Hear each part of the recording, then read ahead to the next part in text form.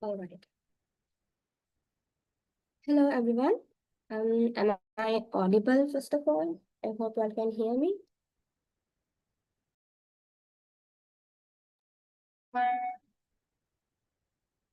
Can I get a quick reply? Either you all can unmute or you can put in the chat box. All right. So you all can hear me. Good. Let's wait for another minute or two until, oh, let's see if more people will join.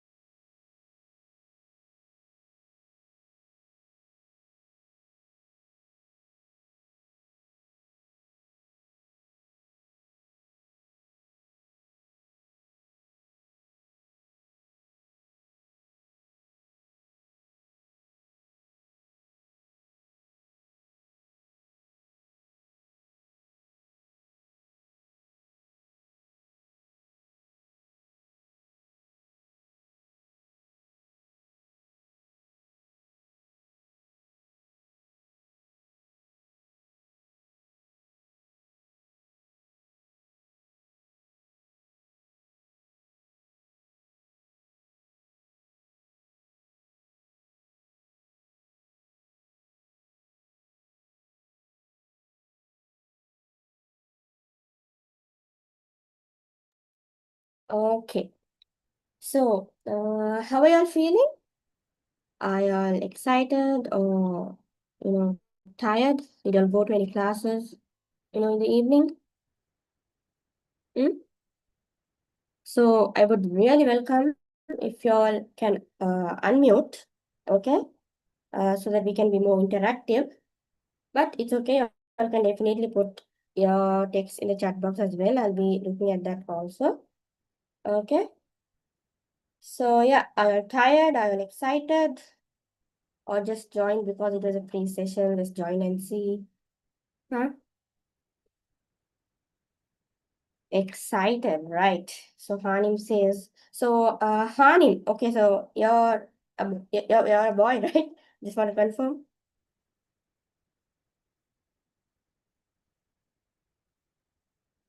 Ah, right, that's what it was a name. It's what do you say, gender neutral name if I'm not wrong. So I wanted to confirm. Okay, so yes. So Hanim is excited. What about others? Hmm? Did you have any other classes in the evening? Right, okay. So let's get into the session. Okay, so as you all know, will be before that. Okay, so just to get to know about y'all. Okay, so let's get into the session after a while. Okay, let's see. Okay, even Zena is excited. All right. Okay, it's good to hear y'all that that y'all excited. It motivates me as well. Okay, good. So yeah, before I go into the content, okay, so let me get to know about y'all first. Okay, so your names are visible, what school you all go to, and what A-level year. So you all must be from different A-level years, right? So can I quickly drop it in the chat box? If you all unmute, great. Okay, we don't have much time. Can I quickly drop in the chat box the school you all go to and what A-level year you all are? Right, Hanim is from MLC 2027, right? Next year. Mm-hmm. Others?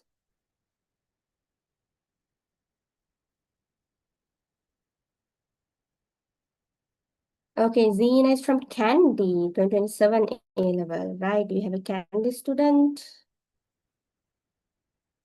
What does BMJC mean?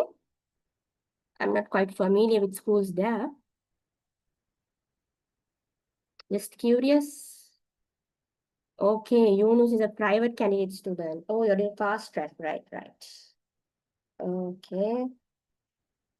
We have Saturshana from Hindu Ladies College. She's also 2027 A level. So we all have 2027 A level there. No, no 2028. No, right. So is that all? What about Hamdan? We have Hamdan, Zaid, Sumaya Mujib. What about y'all? Just to get an idea from what A-level batch y'all are. Right. Zaid has put. He's from Zahira. Okay, you're also from 2027. Imesha. Okay, we have one student from 2026 batch. Okay, that means this year. And, like, anytime you might like you're gonna start like commerce starts next week. No, if I'm not wrong. Right. We have a this year student as well. So mostly 2027. Sumaya Mujib is from Al Mubarak National School, right? Where is it, dear? So you're also 2027. Okay. And then we have Hamdan. Okay, you're also private candidate, 2027, right? Okay. So I hope I got to know about everyone.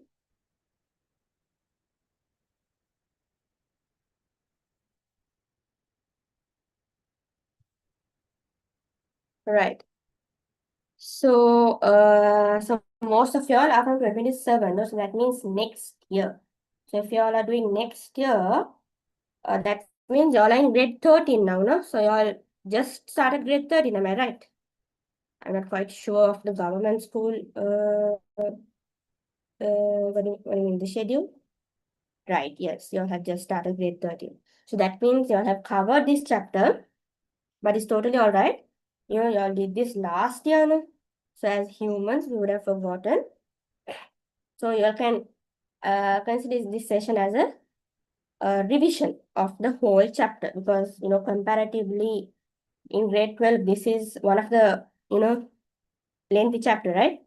So within this session, I hope to cover the whole chapter, inshallah.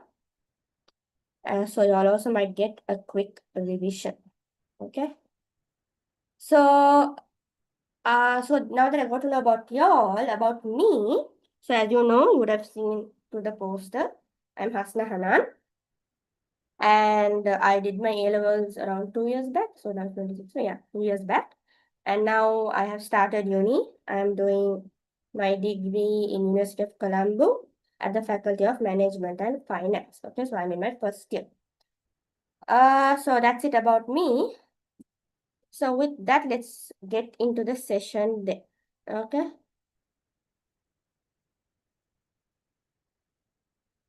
All right. See, like I know, like the grade 12 first few lessons are anyway like they are small and simple. So like since it's business studies, most of y'all can like y'all have the capability of doing. So when it comes to business studies, like we have to focus on the lengthy chapters and chapters that has complex terms. So based on that only, I selected this unit, and I'm glad that that it is a unit that is helping you. Okay. So hopefully I make this session useful as well. So I hope you'll have printed the tute. Okay, so I have prepared the tute in a way that I've left space and everything. So y'all have more than enough space to write. If y'all don't have space, y'all can maybe, write here and there. Okay, but I think I left more than enough space. Okay, so if y'all had printed the tute, it's great so that, with me, you can jot down all the notes and stuff. So basically, at the end of this session, this tute is basically a chapter 7. So whenever you want to study chapter 7, you can basically take this tute because I have covered everything. Okay. So yeah, hope you all have printed the tute and what else? I wanted to tell a few stuff before I start. Um, Yes, so yes, one of like I have an important announcement to make. Okay, so that is at the end of this session, so since I'll be covering the whole chapter 7, I'm planning to have a quiz at the end. Okay, covering, the whole chapter, just a few questions only, but I might cover like the whole chapter here and there. And the one who like answers most, the one who gets the highest score, you all will be awarded with an e-certificate. Okay. So now you all might think, okay, e-certificate, just in the phone. What is it of use? Please. Okay, just imagine doing it, getting a hard copy and finding your address and delivering. Okay, that's another whole process. Okay, so that one we'll do maybe, when we start physical classes or anything, we'll think about that later on.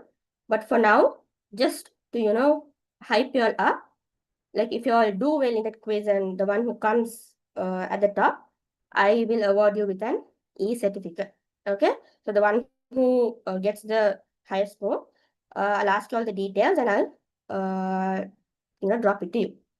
Okay, so keeping the quiz in mind, okay, make sure that you'll focus throughout the session and you'll note down each and everything. Okay, so obviously I can't keep a test, test format quiz now, because you all are going to have the tute in front of you. So you can refer to anything, okay? But let's see who is the quickest to answer, okay? So with that being told, okay, hope you all concentrate on the session and please be interactive, okay? So in the beginning itself, I see a good start. You all are dropping text to the chat box, but if you all unmute, it's more than good, you know. Uh, so that it will be even more interactive. But chat box also fine, okay? So with that being said, okay, I'll share my screen now. I don't have anything else to say, right? Mm, yeah. Okay. So let me share my screen. Let me know if you can see it, okay?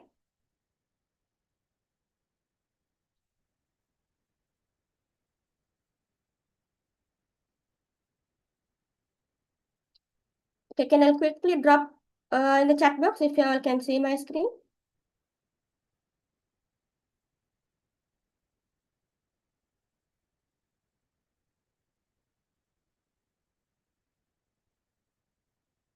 Right. You all can see my screen, no? Okay.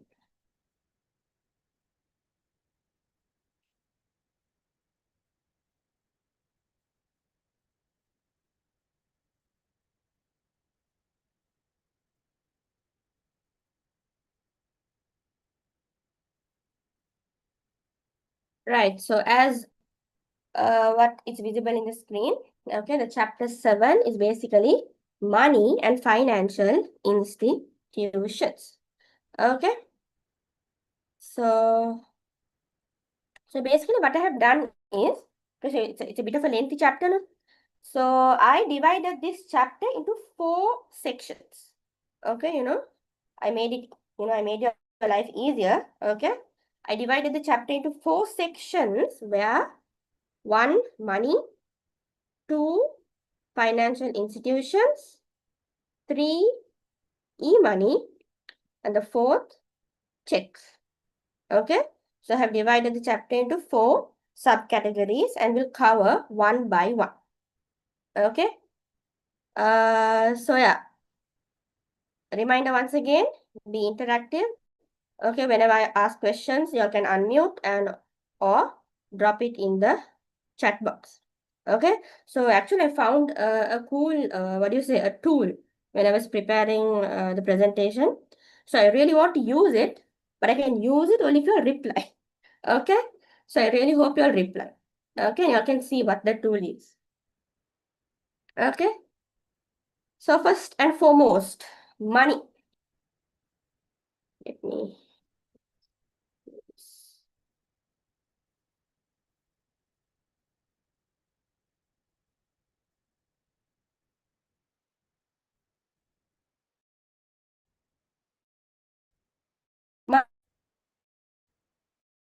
Okay, so now here money. Okay, here that money or basically see money. Like what first comes to your mind when you see the word money or when you see money, like a whole chunk of money. Like if you see, what's the first thing that comes to your mind? So this basically like determines your personality. Like when you see a whole chunk of money and what comes to your mind first, basically decide your personality. Like for one person, one thoughts come, okay, I should do this with this money. I should do that with this money. So can I get your thoughts? If you're like, let me specify, maybe 1 million. Huh? So there's a whole chunk of 1 million in front of you. What's the first thing that will come to your mind that you're going to do with this money? Hmm?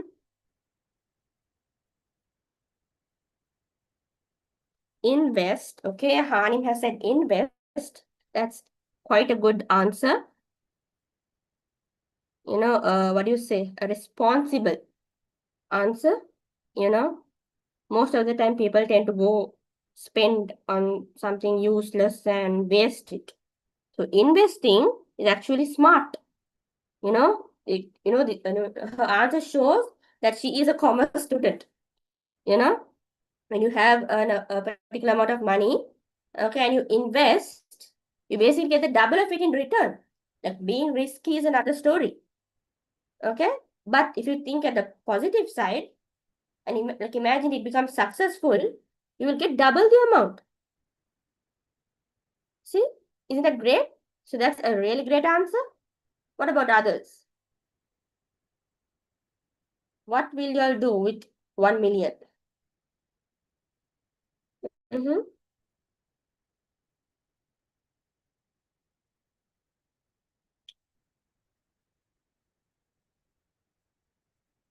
Okay. What is money? So basic definition, anything that is generally accepted in exchange for goods and services. So that's the simplest that I can tell. Okay, so a reminder again, hope you all have the tune and with me while I explain, okay, make sure you write it down as well. Okay, like at the end of the session, I want to see, like I hope you have a fully completed tune. Okay, and like I also have experienced it, based on the sessions that I have attended during my A levels.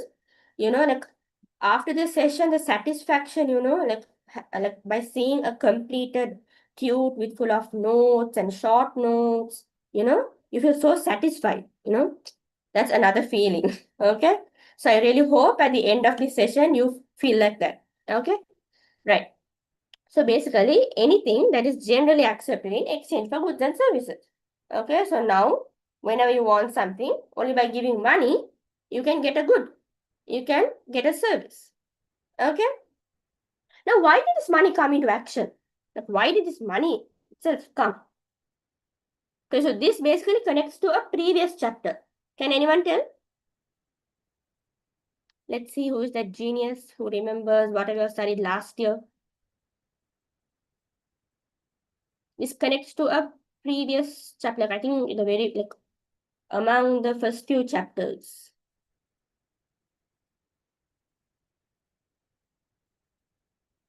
Can you specifically tell me?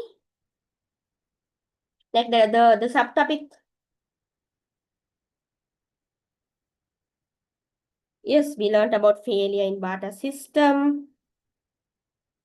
Evolution, yes, one person has said evolution, barter system.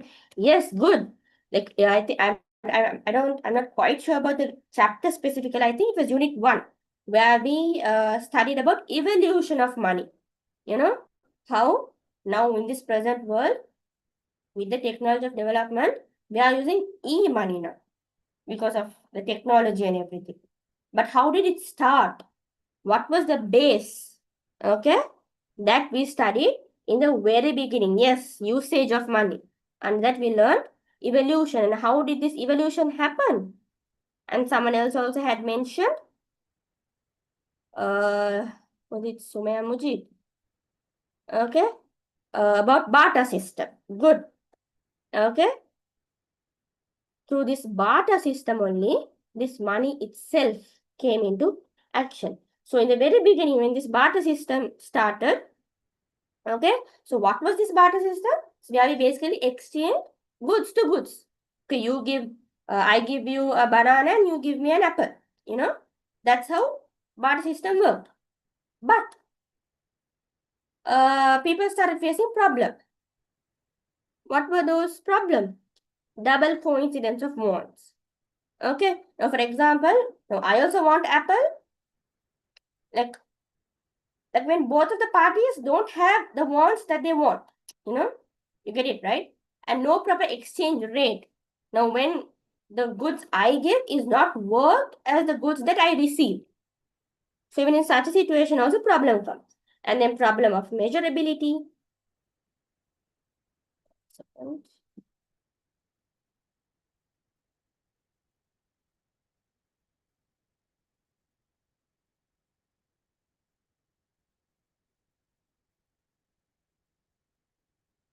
Right. Okay.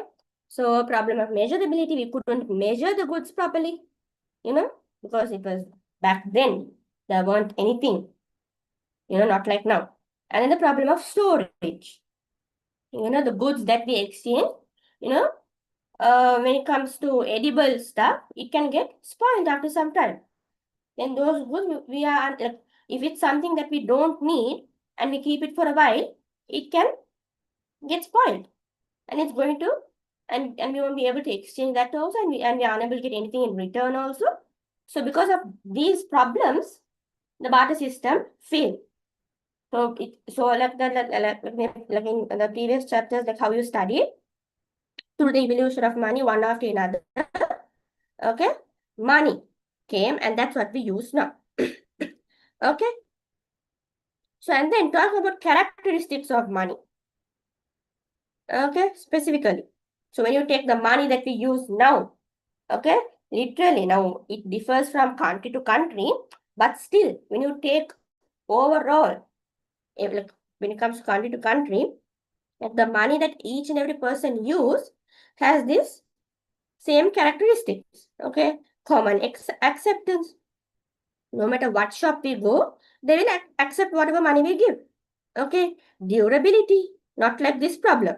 Okay, we can have it with us as how much ever we want. Okay, and use whenever we want. Okay, and then inimitability, portability, homogeneity. These are terms that you all know. Okay, divisibility.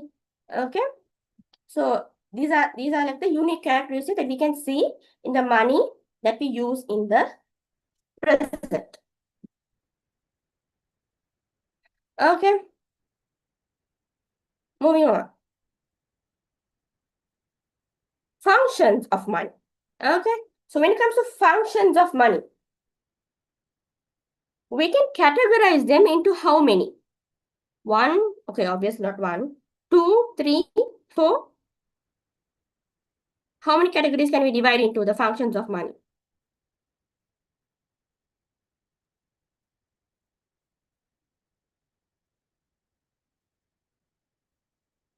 Four.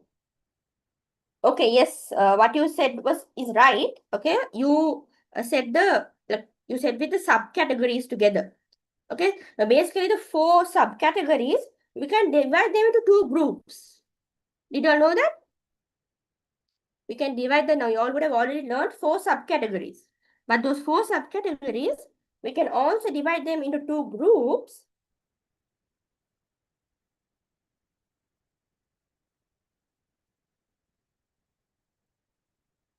First one, primary functions. Okay, the first category is primary functions. I'm sorry. Okay, so we have primary functions, which are, now the sub ones you all might already know. Okay, but the major two categories, some of you might not know. So the first major category is primary functions, and then under it comes two functions. The first one is medium of exchange. So now whenever we want something, if we are in need of something, a bottle, a pencil, whatever, okay, a bat, okay, whatever, if we are in need of it, we have to purchase it. And to purchase it, we have to give money. Okay, so money is considered as a medium of exchange. And then standard value of measuring. Now, as we saw before, barter system, through barter system, we couldn't measure the goods, the worthiness of the goods properly. But because of this money, we can give a value for the goods. Now, for example, we can say, okay, this book is rupees 500, 5,000. Okay, we can give a standard measure. We can give a value to the goods. Okay, so the first category was primary functions, and then the second category is secondary functions. Okay, so the two major primary functions is medium of exchange and standard of value of measuring, and the secondary functions are first one, store of value. Again, through barter system, we had a problem of not being able to store, but that we overcame that through the usage of money. Okay, these notes and coins, we can use it years and years and years later, okay, without it getting outdated. Okay, and then deferred payment, buy now, pay later.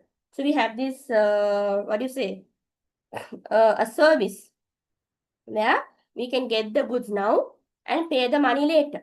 Okay, so that particular, what do you say, service like helps people a lot, because there might be people who are unable to pay money now, but they are in need of it, need of that good or service urgently. So in such a situation, okay, we can get the good now and pay later. Or for example, giving a loan, where you get money from someone and you pay that money later on after you earn more something. Okay, so these are the major functions of money. Okay, hope you all noted it down. So if you all want time to jot it down, or if you all want me to keep the slide to take screenshot or anything, please let me know. Okay, so I'll just be going slide after I finish explaining. So only if you all tell me, I will wait for some time for you to copy or do whatever. Okay, so please let me know. Moving on.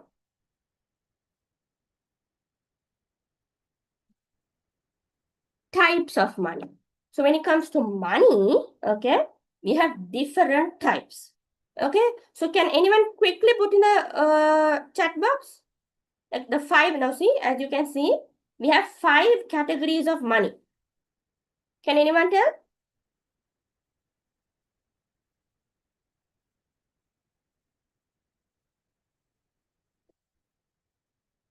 Like whatever categories that you all know also, I can tell. But if you all tell all 5, it will be great. What are the 5 types of money?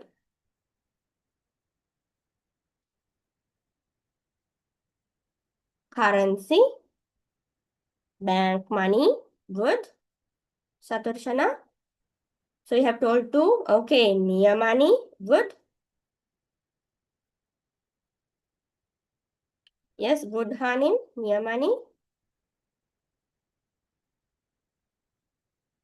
Who else have told?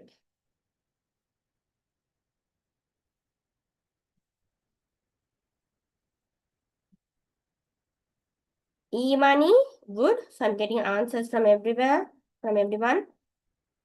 So I'm getting different answers. So I saw commodity money, token money, cyber money. Okay, good. I see new answers. What else?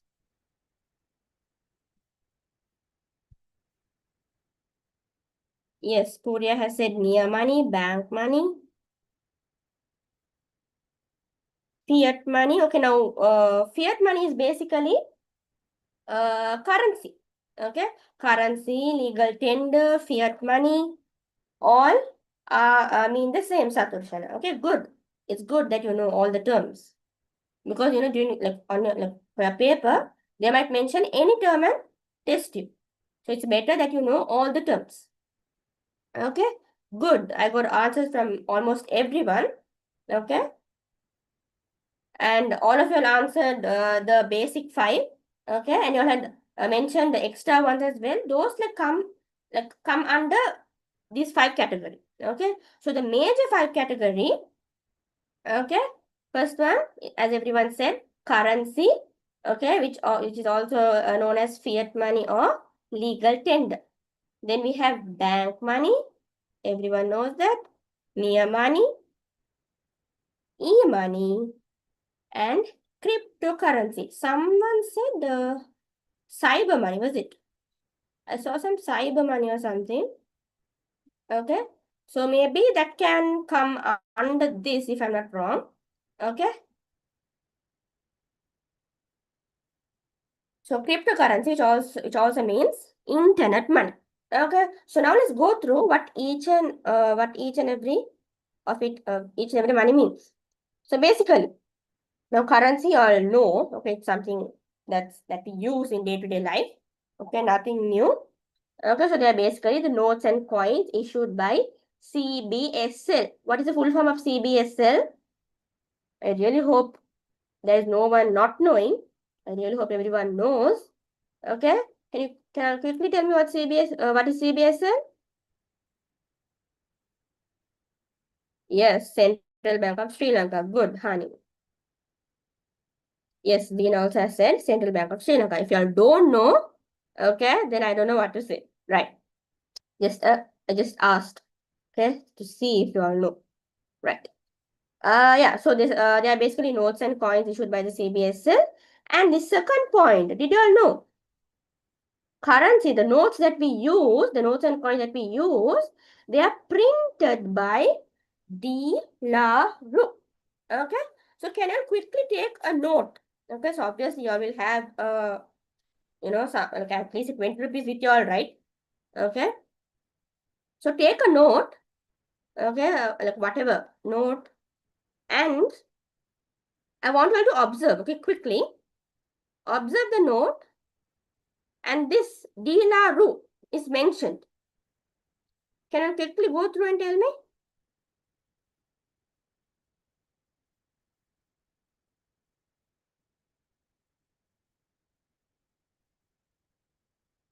Let's see if anyone can find it. Let's see who is observant.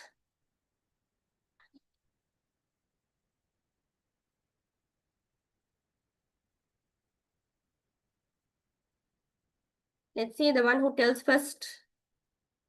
Okay, so obviously you all might have at least a 20 rupees. No, you all are not that poor, not even have 20 rupees.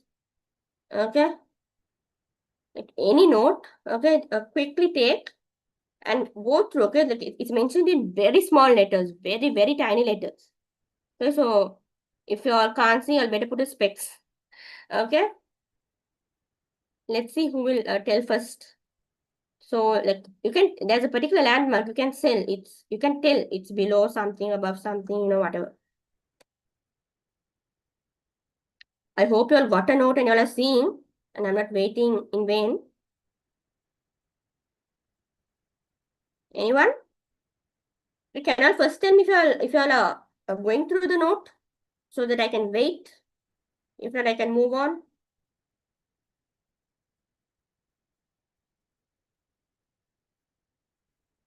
Anyone?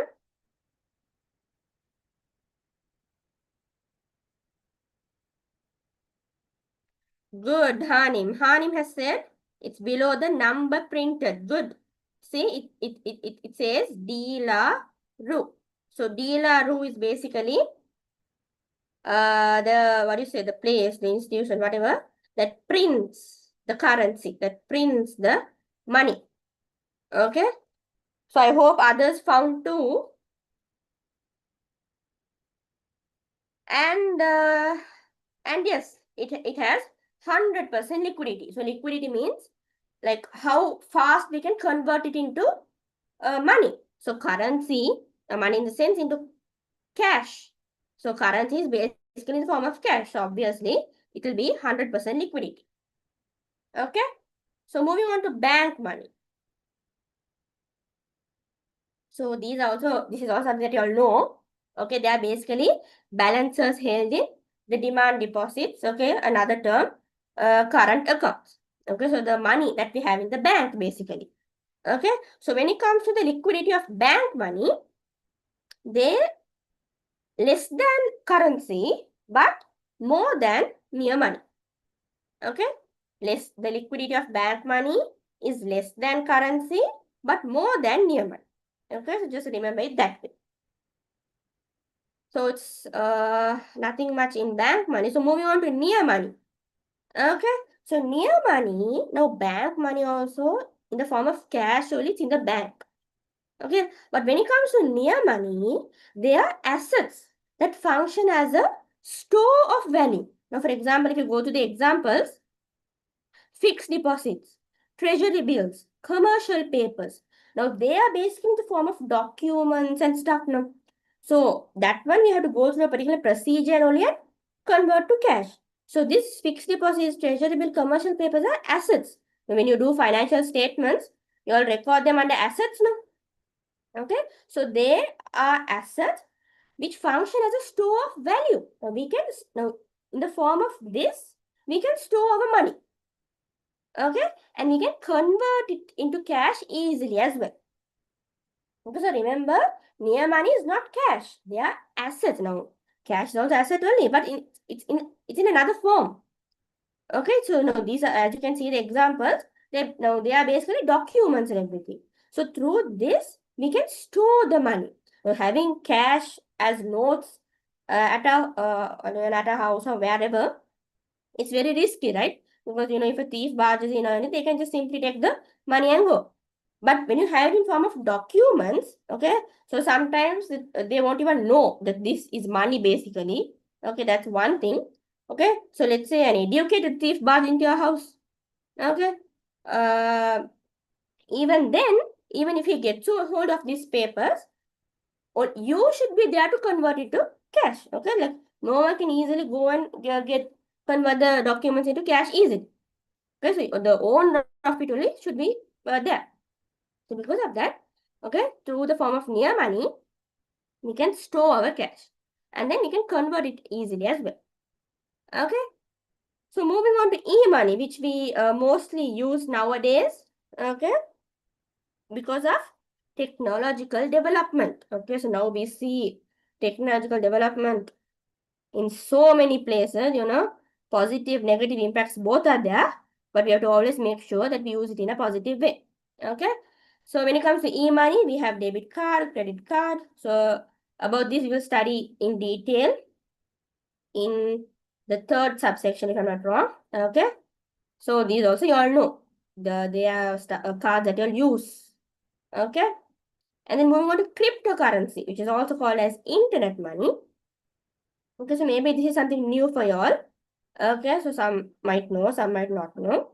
They're basically digital coins run by computers that isn't controlled by bank or government. So when it comes to bank money and bank money is controlled by bank. Okay, currency, okay, they are issued by CBSL, so it is controlled by government. But when it comes to this cryptocurrency, now this is also as a result of this technological development only. They are coins, they are digital coins that is run by computers. So see how advanced technology is now.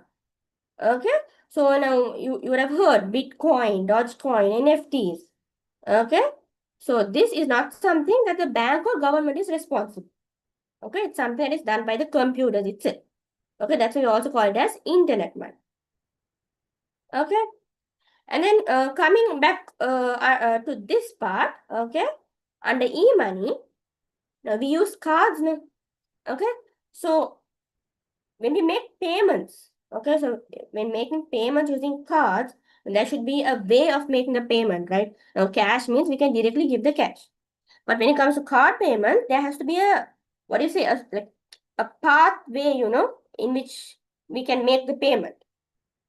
So okay, pathways are only basically these, okay? So these stuff make the card payments convenient. Okay, so can you quickly tell me the full form of this? Okay, first ATM.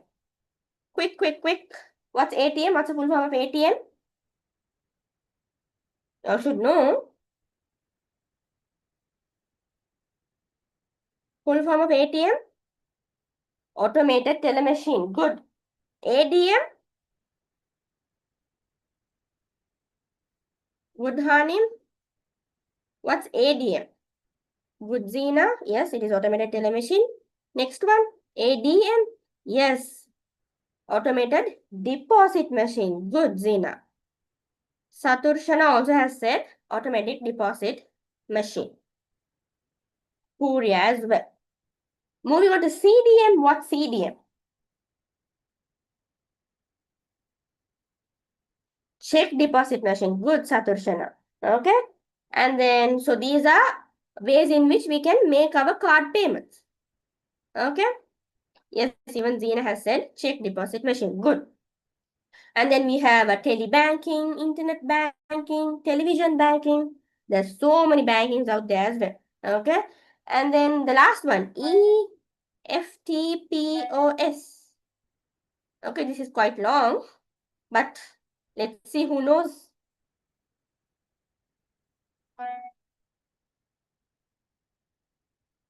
Okay, Hanim has said electronic fund transfer at point of sale.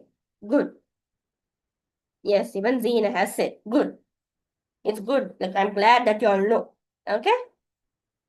So hope you all noted it down. Okay. So those are basically the types of money.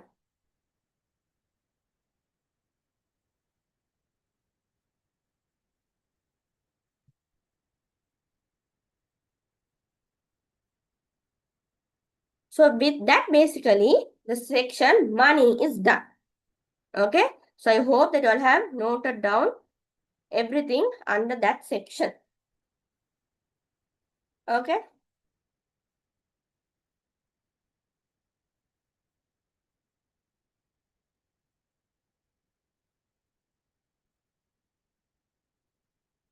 So the next subsection, so you all might see another topic, which is basically financial system, but the next subtopic is basically financial institutions. Okay, but before going into financial institutions, I want to give you all a brief introduction. Okay, now like how financial institution came.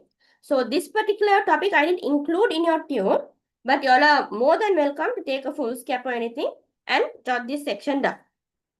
Okay. So before moving on to financial institution, there's something called financial system. Okay. What's this financial system? Okay. This financial system's main function is financial intermediation. Okay. Now, what is financial intermediation? That is basically connecting fund surplus units and fund deficit units. Now, what does it mean? Okay. Now, units basically can mean anything. It can be an individual or a company or a bank or an institution. So we can we can depict anything from this term unit. Okay. So if a unit has more than enough money, okay. So if they're earning so well and money is overflowing, okay. And if there are units where they are going through a very huge financial loss and they are very in need of money, what can be done? So people who have more than enough money, they can give that money. No, they have more than enough, no? Like to conduct whatever the activity, they have money, but they have more. So whatever money that they have more, whatever money they have in surplus, they can give it to the ones who are in deficit. Okay, so this particular process is called as financial intermediation. So this financial intermediation is done by this financial system. Did you understand? Okay, so the main function of this financial system is basically financial intermediation, where they connect fund surplus units with fund deficit units. Okay, so if you see the components of this financial system, okay, there are 5. Okay, financial infrastructure, financial institutions, financial markets, financial instruments, and the regulatory authority. So these 5 components, they get together only and play this function of financial intermediation. Okay, so financial infrastructure is there in this chapter. So I'll discuss about that later on. Financial institutions is what we are going to do next. So financial markets is basically the place in which they buy and sell this securities. They buy and sell these financial instruments. Now, financial market is the place where they buy and sell financial instruments. Now, what are these financial instruments? They are basically securities like shares, debentures, treasury bills, treasury bonds. I'm pretty sure you all would have heard all of this. Okay? So, financial market is the place where purchasing and selling of financial instruments happen, like treasury bills, treasury bonds, shares, debentures, commercial papers. Okay, and then we have the regulatory authority. Okay, so they are divided into three categories: banks and non-banks. Okay, the main one is CBSC. We'll be going through this as well in detail. Then you have the insurance companies. Okay, who is regulated by the Insurance Regulatory Commission of Sri Lanka. And then you have the Colombo Stock Exchange, who is regulated by the Securities and Exchange Commission. Can anyone say what institution is this Colombo Stock Exchange? Does anyone know?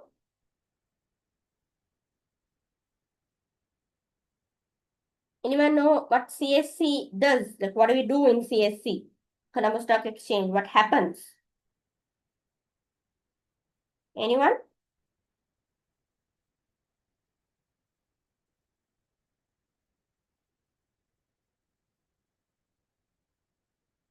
Yes, and that is the institution where the it's the institution where the companies sell their shares.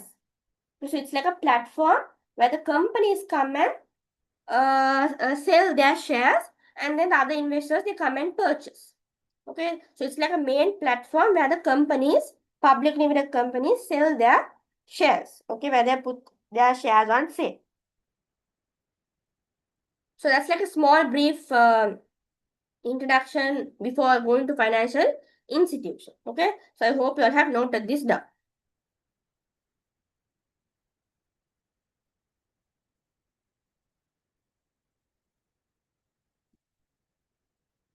Okay, so moving on to the second subsection, financial institutions. Now, this is like the lengthiest subsection out of the four.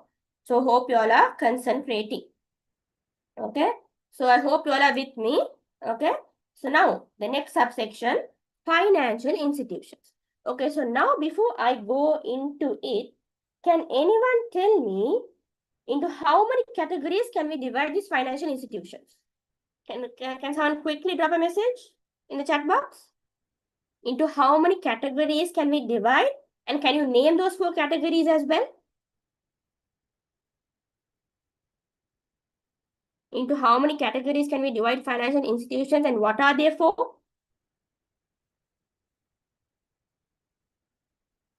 Can someone quickly drop it in the chat box?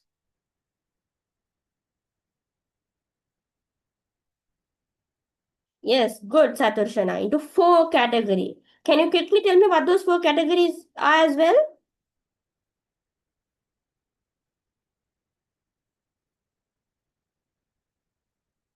Good. Puri has mentioned bank sector. Okay. The remaining three? Yes, Saturshana, banking sector. What's the second one?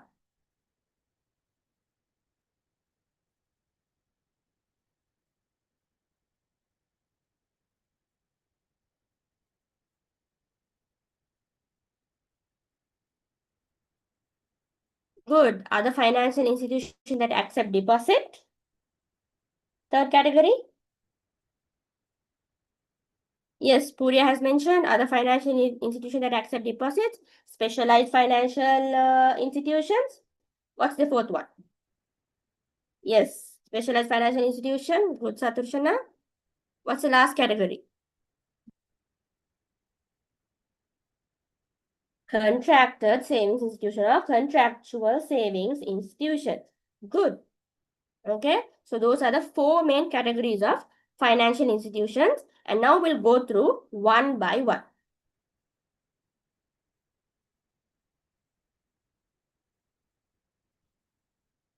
Okay, so first let's focus on the banking sector.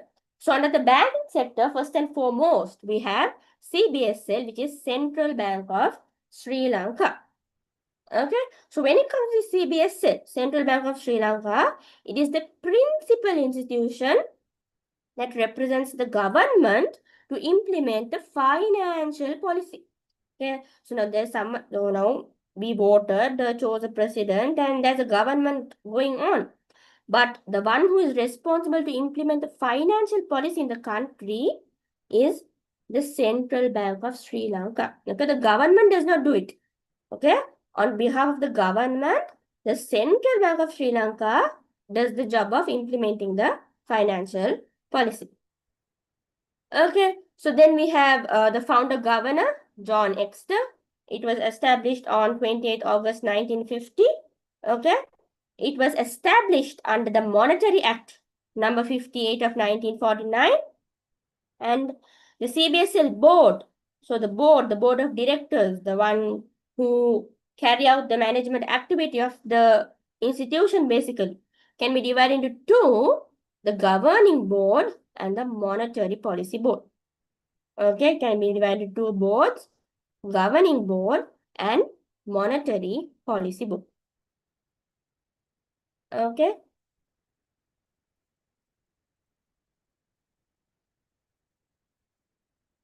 Moving on to the objectives of CBSL.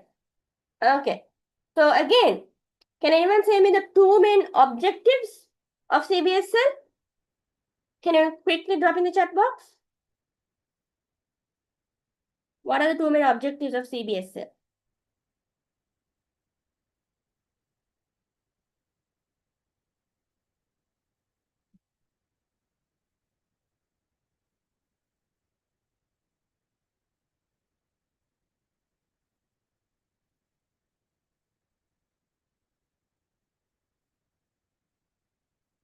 Yes, one objective to maintain economic and price stability.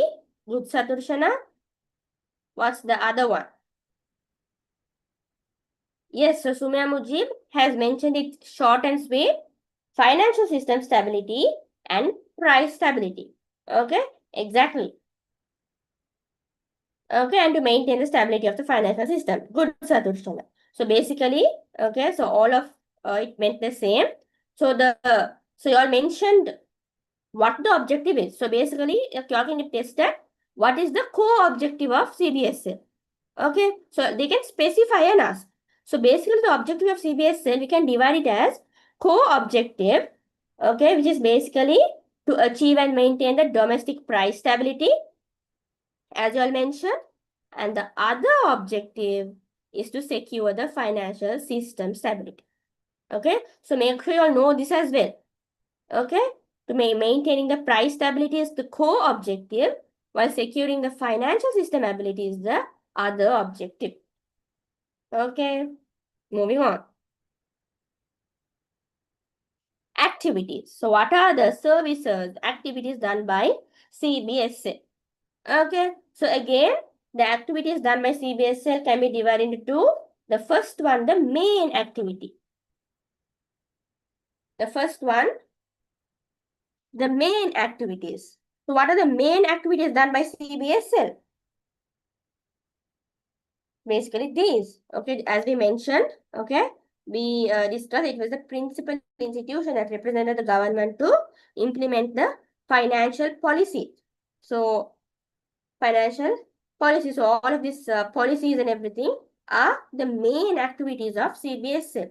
Okay, to conduct the monetary policy, to conduct the exchange rate policy, to maintain international reserves, to oversee the financial system, to supervise the banks and non-bank institution, okay, to issue and distribute the national currency. So all of these are the main activities of CBSL.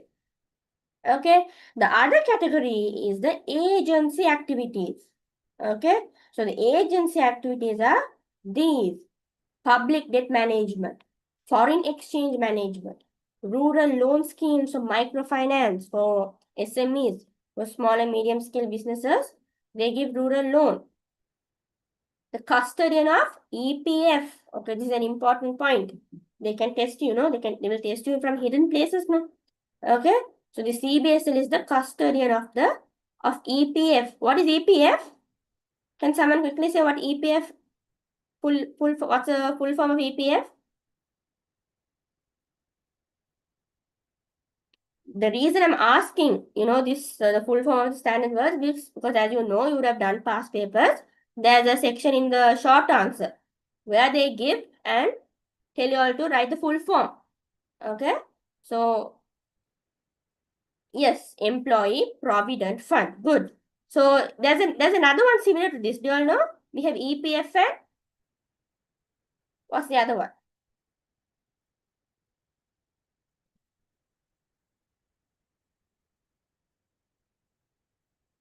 Good. ETF. EPF and ETF. EPF is Employee Provident Fund. ETF is Employee Trust Fund. Good, Saturshana. Okay. And then we have the financial inclusion. Okay. So these are basically the main activities of CBSL. These are the agency activities of CBSL. So now, okay, as I mentioned before, we have something called the financial instruments. Okay, so this is one of the component of the financial system. Give me a moment.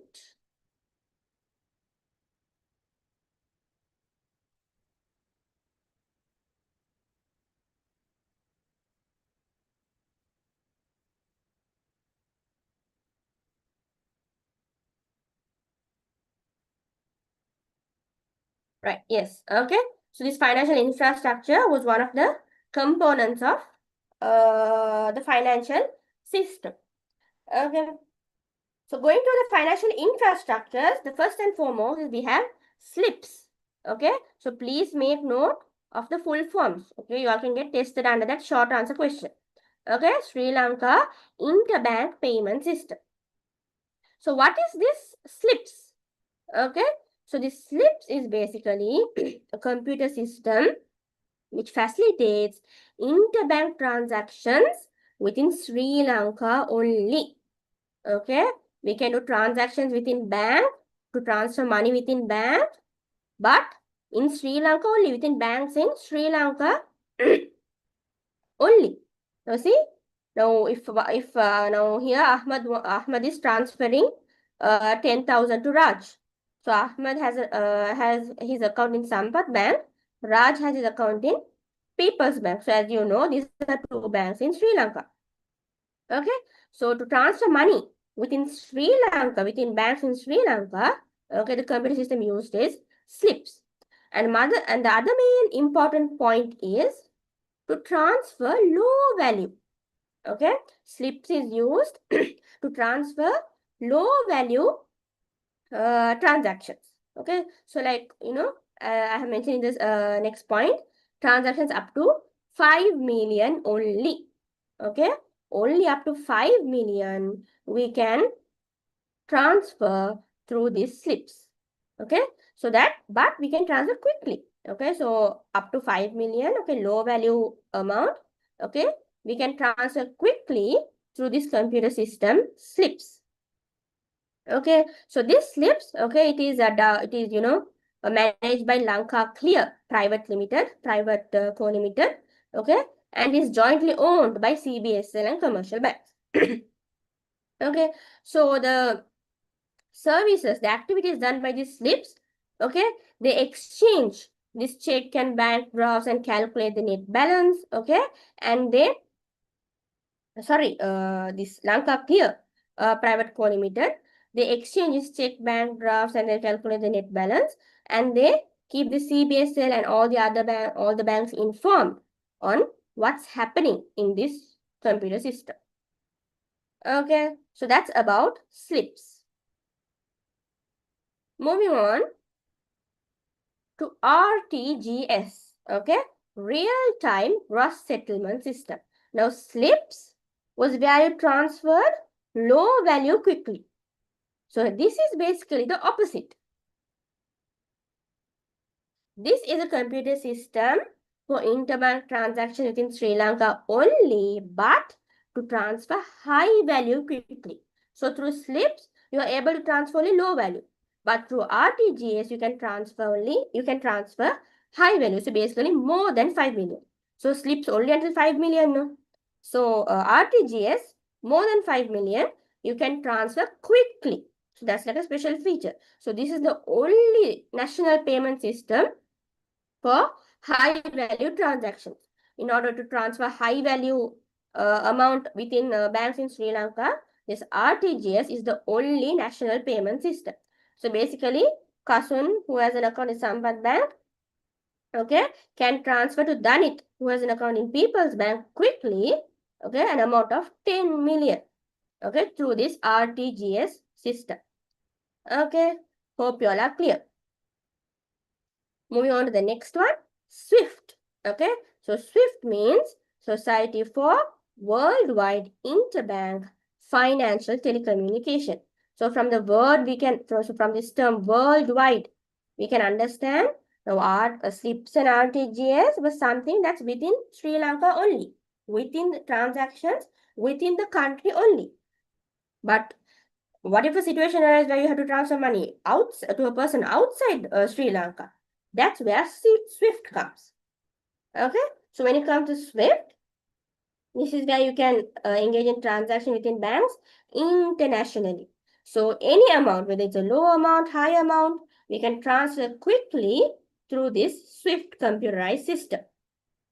Okay, so Pasindu, who has an account in Sampath Bank in Sri Lanka, okay, can either transfer 10,000 or 10 million quickly to John, who has an account in Cloud Bank in USA through this SWIFT financial infrastructure.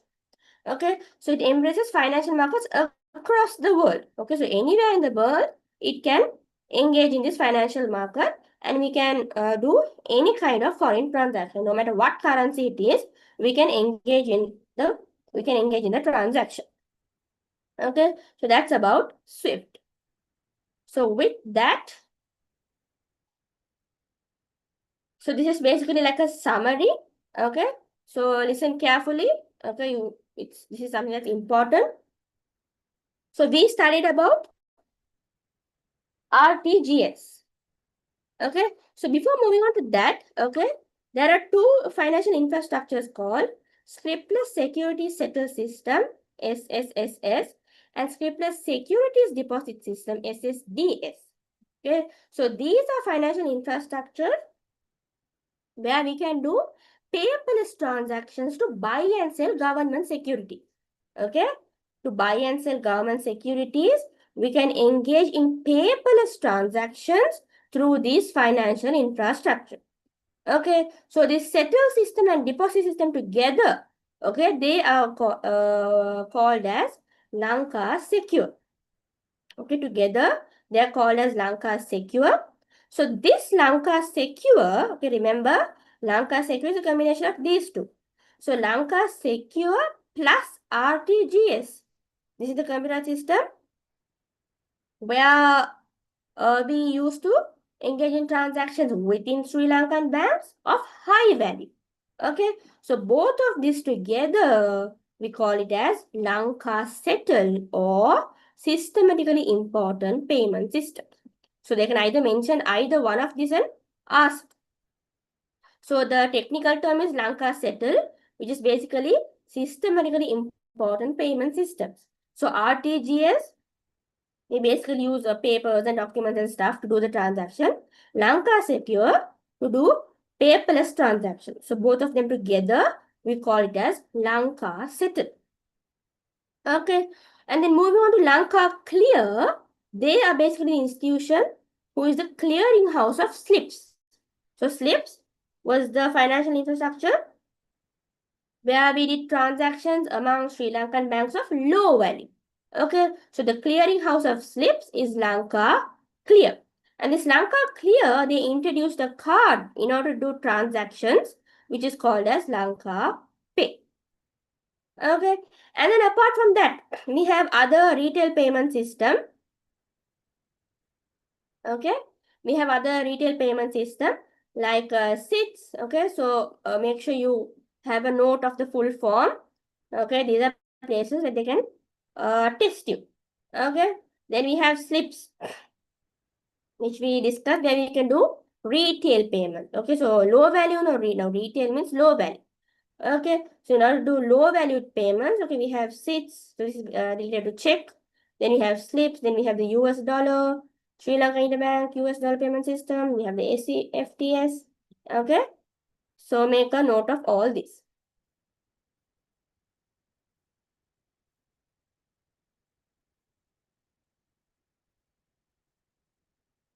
Moving on. So with that, we are done with the first institution in the banking sector, CBSL. Okay, so now moving on to the next institution in the banking sector. What is it? LCB, which is Licensed Commercial Bank. Okay, Licensed Commercial Bank. Okay, so let's go into what Licensed Commercial Bank is. So now these are the most important points related to this. Okay, so this is the bank.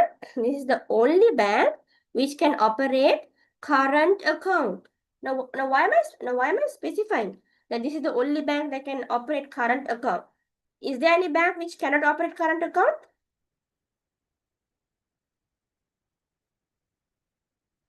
Can anyone tell me? Is there any bank who cannot operate current account? Because we are specifically mentioning that this is the only bank which can operate current accounts. Is there any bank who cannot operate current accounts?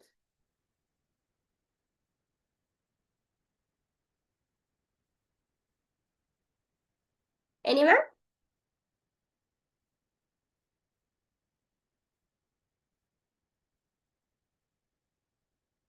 Yes. LSB, Licensed Specialized Bank. Okay, so licensed specialized banks, they cannot operate current accounts. Okay, so that's why here we are specially telling that licensed commercial bank is the only bank which can operate current accounts. So current accounts are also known as demand deposits. Okay, so and then the licensed commercial bank, they create money. Okay, now CBSL, they issue money.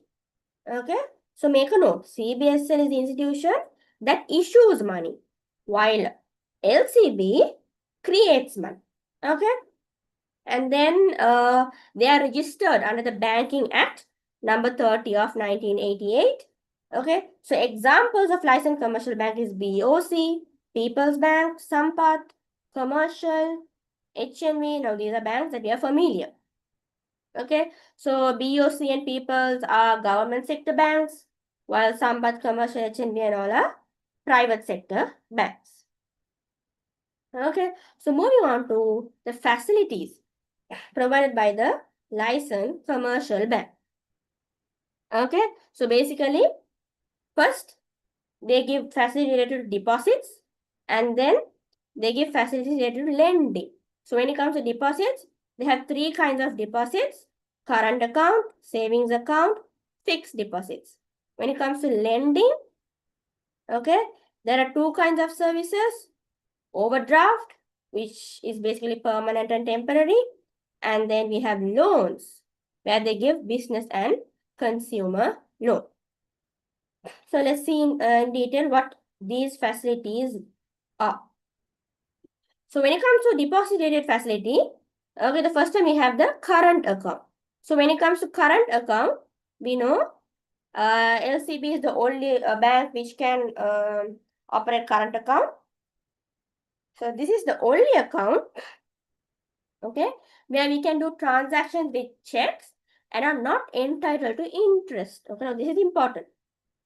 Okay, we can do transactions with checks and they are not entitled to any interest on the balance. Okay, and when it comes to current account, bank overdraft facilities is there. Okay, we'll see in the next slide what bank overdraft is. Okay, so bank OD is available in current account and we can carry out transaction through telecards.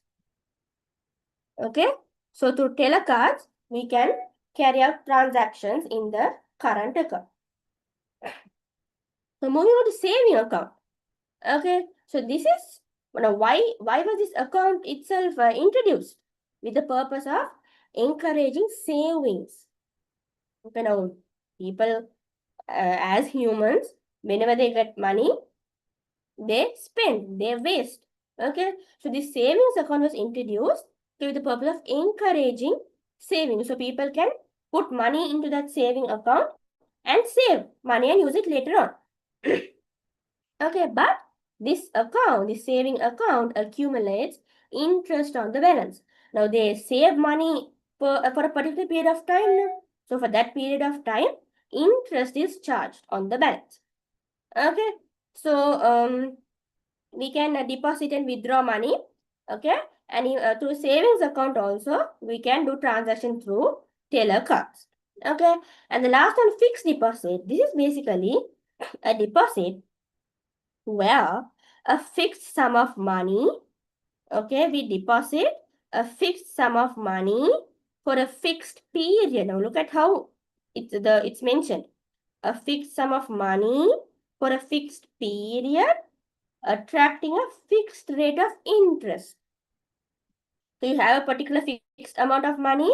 Okay, you're depositing it for a particular amount of period, which will attract a particular rate of interest. So you already know what interest rate is applicable. Okay, so knowing all of that only, you're going to deposit a fixed sum of money for a particular period. Okay, so when it comes to the interest rate compared to savings deposit, the fixed deposit have higher interest rate. So you have to remember that. Okay, so interest rate is not applicable to current account. Savings account and fixed deposits has interest rate, but the interest rate of fixed deposit is higher than savings account. Okay, so those were deposit related service. Moving on to lending related service. Okay, so we know that it is bank overdraft and bank loan. So what is this bank overdraft?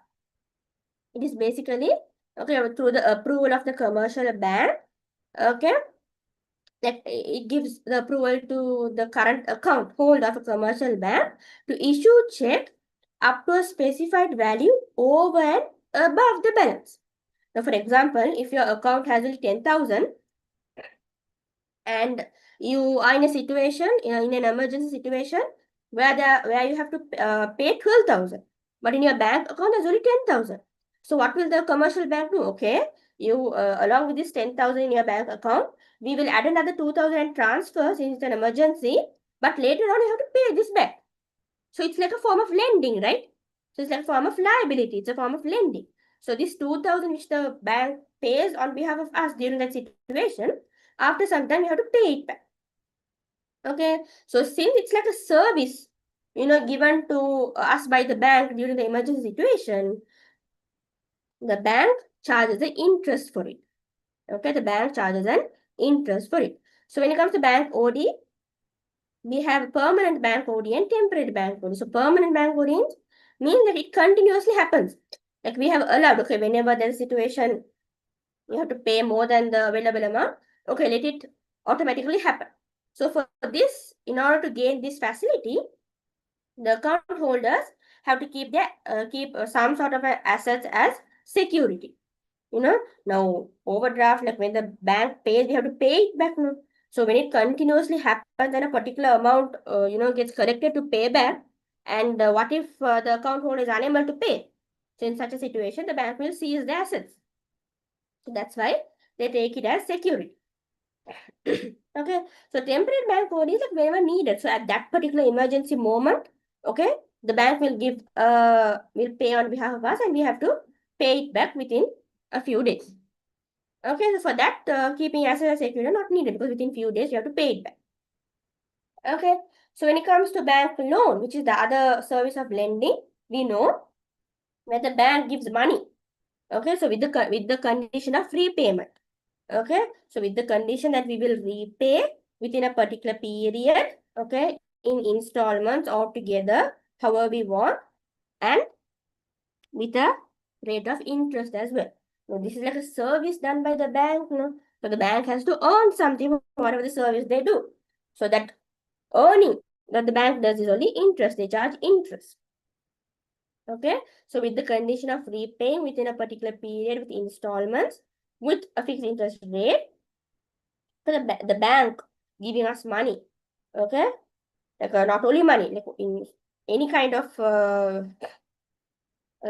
way, in any kind of situation, okay, the bank giving us is basically known as loan. So basically we have two types, business loan, consumer loan. So from the term itself we can understand they are loans given to meet business requirements for an individual or a business on a short term, medium or long term. To meet the business requirements, the loan given by the bank is business loan, and the loan given to consumers, like in order to purchase asset or to meet their emergency needs, okay, such loans are called as emergency loan. Okay. So those are basically the main activities of the main facilities provided by the licensed commercial bank. So when it comes to other facilities, there's a whole lot. Okay. So you can either take a screenshot or quickly note down anything. Okay, it's just very simple. Okay, they do these agency activities are also known as common utility services, like purchasing and selling government securities on behalf of the government. Okay, they do standing order, paying utility bills on behalf of the consumer. Sorry, purchasing and selling government securities on behalf of the consumer. Okay. So those are basically the agency services. Then we have leasing, then we have e-banking. So all of these are done by a licensed commercial bank, LCB. Okay. So home banking, telebanking, then we have pawning, where they provide emergency loans by mortgaging jewelries or gold. Okay, so that is also done by LCB. Then we have safe to locker facilities. Okay, where we can keep our gold, silver, jewelry, deeds and stuff safely with the bank. Then foreign exchange, credit card services, money remittance, okay, getting money from abroad, sending money abroad. Then we have traveler's check. Okay, so now what is traveler's check? Now, for example, like the bank gives a particular check. Okay, like say you want to go to you're going to go to UK. Okay, so from Sri Lankan bank you can get a check in the form of the LKR value.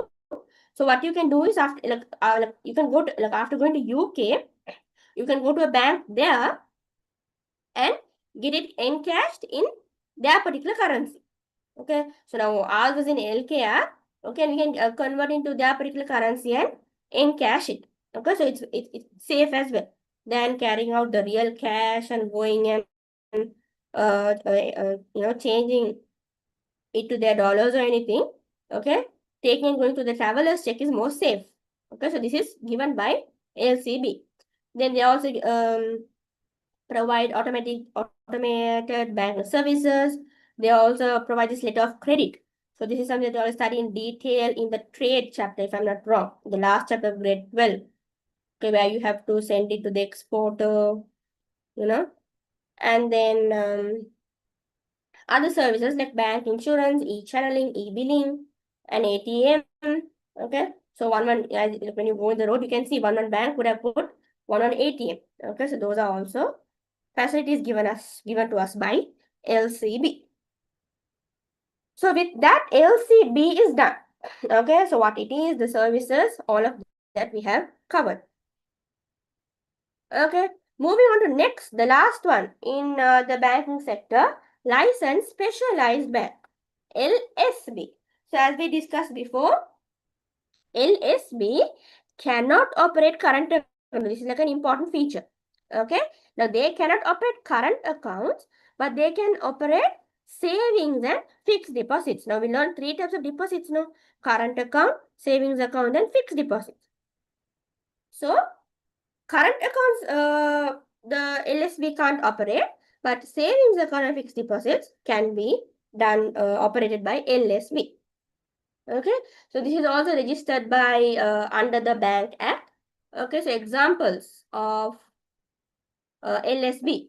Okay, so these also you would have come across: National Savings Bank, Sri Lanka Savings Bank, HDFC. Okay, so make sure that you know one or two examples as well. You all can get tested. So the contributions of LSB. Okay, so as mentioned, they accept fixed deposit savings. They provide loans to entrepreneurs. They underwrite company shares. What is underwriting of company shares? Okay, So underwriting of company shares, basically now the company, they decide, okay, this we are going to issue 100 shares, okay, with the hope that the public will buy. Okay, but unfortunately, only 70 shares were bought by the public. Okay, remaining 30 were not bought. Okay, so now in this situation, like the company can face like a loss. Now they have planned to issue 100 shares, but they were able to sell only 70 shares.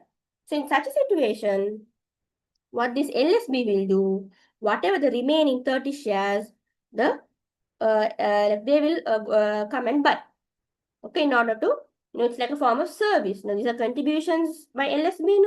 So like as a service given to the company, whatever the remaining shares that the company is unable to buy, they will buy. So that's basically known as underwriting of company share. So I think one of the institution underwriters we will study later on. Okay, and then leasing, you all know. Okay, get an asset and we pay little by a little, and we either own it or we give it back. Okay, so that as you all know. And they also give management advice to whoever is in need. Okay, so that's it about license specialized bank. Okay.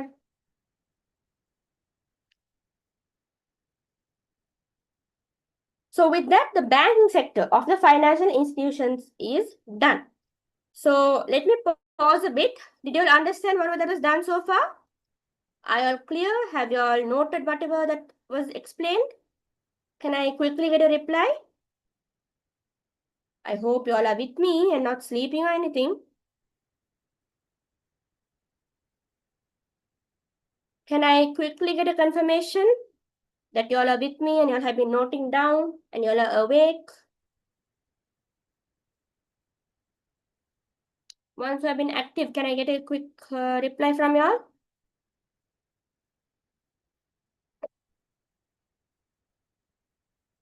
Yes, Shafika has said understood. Good. Okay, I hope all the others or others also have understood and noted everything. So with that, the banking sector part is done. Now we'll move on to the second category, which is other financial institutions that accept deposit. So now we'll go through one by one. So the first one is, of course, there's a small spelling mistake. It's finance, okay? License finance company, LFC, okay? So that's the first other financial institution that accept it. Now they don't come under the banking sector, okay? So that's why we have mentioned them in another category. So why? Because this is a public limited company. Okay, this LFC is a public limited company. Okay, so as you know, this public limited company we can divide as listed and unlisted. Okay, so listed companies we denote by the term PLC, and unlisted we denote by the term CO.Ltd or CO. Only. So these are like, what do you say? Things that you can identify what. So if it has PLC, they are listed companies. If it has this, they are unlisted companies. So what do you mean by listed and unlisted company basically? Like why are we dividing them as listed and unlisted? Does anyone know? Does anyone know why we are dividing companies as listed and unlisted? Can you quickly drop in the chat box?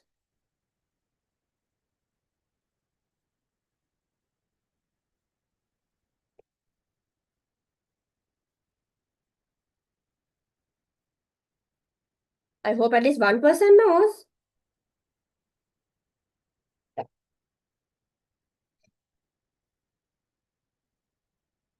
I think this was covered in chapter 4, if I'm not wrong, the company's chapter. Let's see. Yes, good. Purya has mentioned listed companies are companies which are listed in Colombo Stock Exchange. Very good. The companies which are not listed in the Colombo Stock Exchange are unlisted companies. Okay. So this license finance company is a public limited company where we can divide them into such categories. So all of these are license finance company. and we can divide them as listed and unlisted. So this is basically registered. We have registered, so they are registered under the Finance Business Act number 42 of 2011. Okay. So what they basically mainly do is they accept deposits, and using that fund, using the money that they receive through that deposits, they provide investment loan facilities. Okay, so that's like the main activity. And apart from that, there are other contribution. One second. Yes. Okay. So the other contributions are they do hire purchase. Okay, they provide loans. They accept fixed deposits. Sell land and property. They do leasing. So most of these institutions, they do leasing. Okay. Invest in government securities. What is this hire purchase? Anyone know what hire purchase is?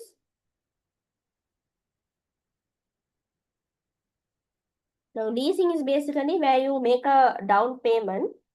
Okay. Now, there are two kinds of leasing basically. One kind of leasing is where you make a down payment and get a particular asset, and then you make payment little by little, you make payment in installment, and at the end, you totally own the asset. Okay, so only after you fully pay the whole amount, if the particular asset is 100,000, can you make a down payment of 20,000 and you get, and then the remaining 80,000 you pay in installment.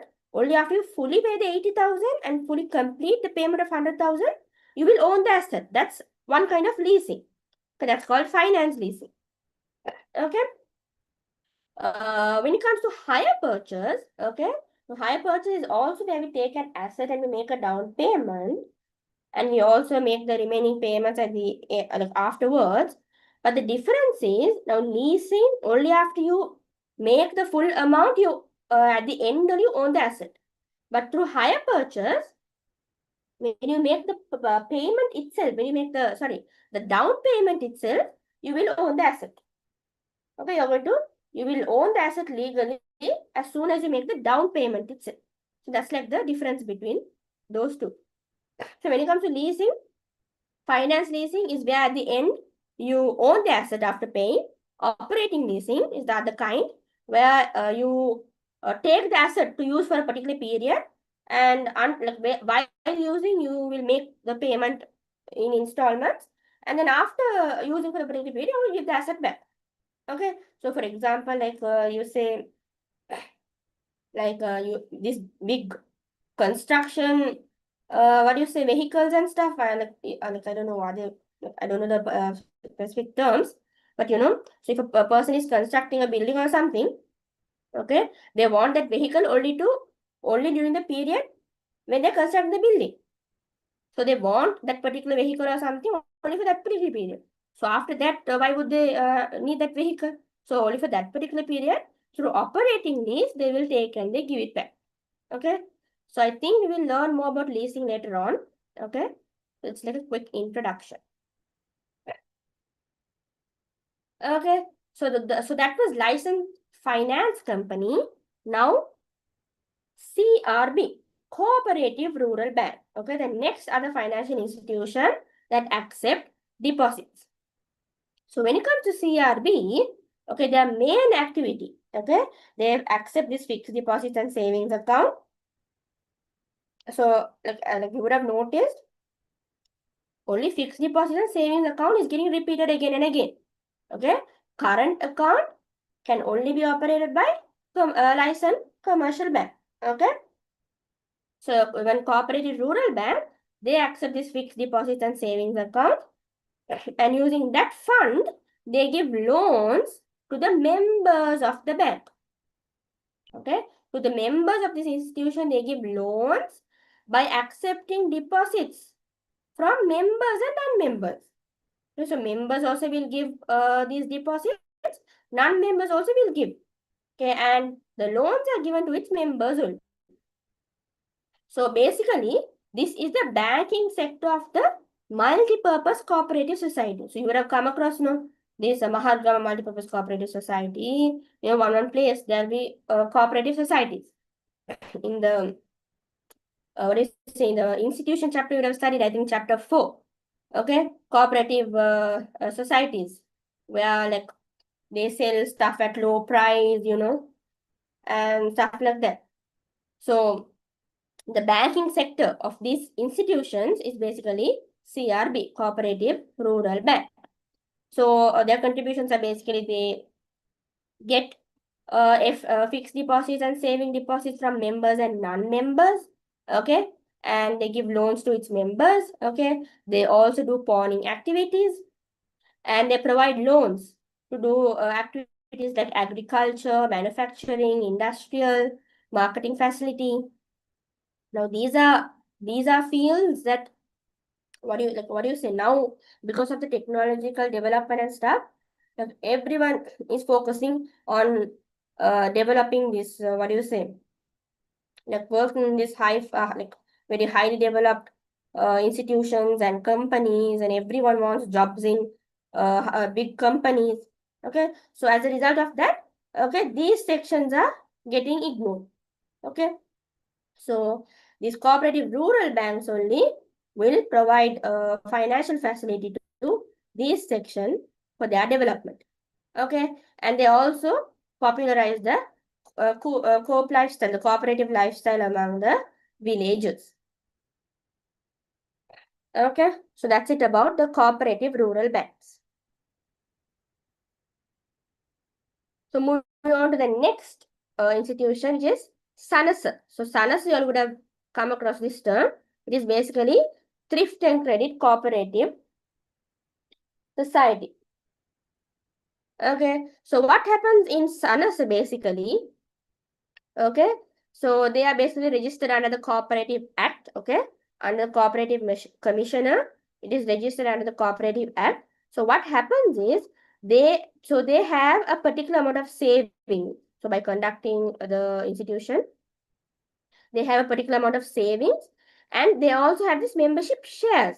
So when members join this institution, okay, they have a particular, they take these shares from the members. So both of these together, by combining this together, this fund, okay, what the SANAS will do, will provide loans to its members. Okay, so by using these savings and membership shares, SANAS will give loans to its members.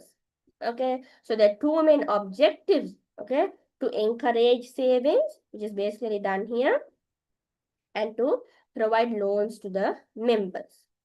Okay, so the other activities, the activities done by them is by the like it acts like a marketing center to market the products of members. Okay, so all of this is like this also comes under the cooperative society, where they sell these products in low price and stuff. So to market those products, okay, this institution plays an active role. And equipment related to the cooperative at low price. Okay, so all of these are sold here, like they help sell those equipment and stuff, and they accept deposits, and they provide loans to members. Right, so that's about SANAS. Okay, I hope you all are noting it down with while I explain. If you all want me to, pause and, wait, you all can definitely tell me.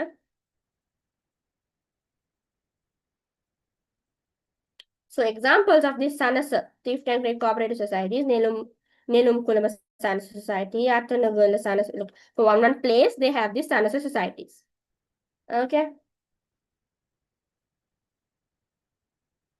So with that, the second category is done, which is other financial institutions that accept deposit. So now moving on to the third category of financial institution, which is specialized financial institutions. Okay, so now let's go through the specialized financial institutions one by one. Yes, so here, first I gave a brief introduction about what leasing company do. So when it comes to the leasing company that comes under this specialized financial institution, they are finance leasing company. So I mentioned finance leasing is where we pay the down payment first, and after paying the installments later on, we own the asset. Okay, so that kind of leasing company only comes under the specialized financial institution. So what this leasing company does is, so they mainly, like their main aim is to help this businessman. Okay, like if they want a machineries and other assets in order to conduct their main business activity, these finance facilities are provided by this leasing company. Okay, so their main income is basically to the now they will give these assets and collect this rent. No, so those rent that they collect by giving out this machinery is only their main income. Okay, so example is asset line, SMB leasing, LLC. So you would have come across these institutions. So make sure you know one or two examples. So like what are the benefits of leasing an asset? Okay, so when it comes to for a businessman, what are the benefits that they will gain by leasing a machinery than purchasing one? Okay, so basically use high valued assets without paying in full. Now, as I mentioned before, like to construct a building, you need these big vehicles now. So obviously they'll be very high valued as well. So for that particular period, buying a whole big vehicle is in vain because we are going to use only for that particular period.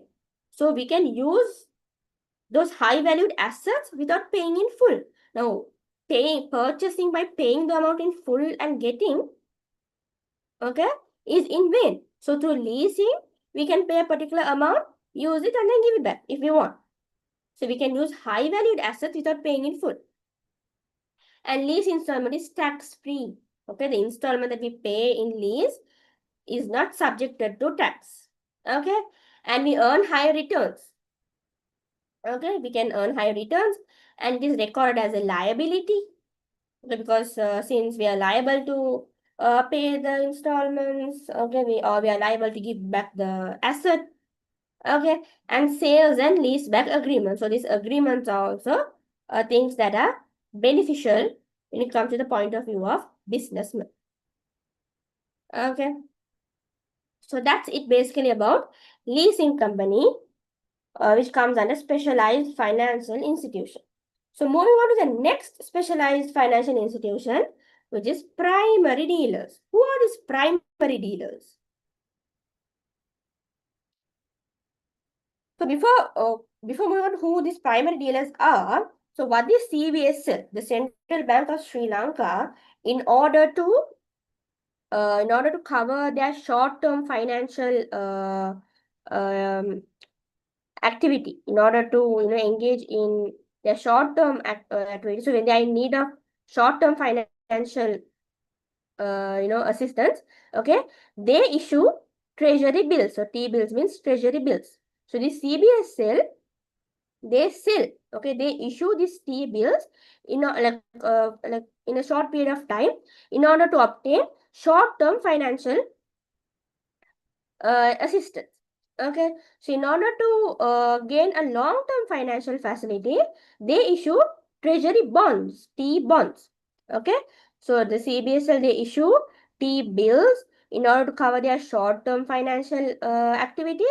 In order to cover their long-term financial activities, they issue T-bonds. So by T-bills, by selling T-bills, they get money to do their short-term activity.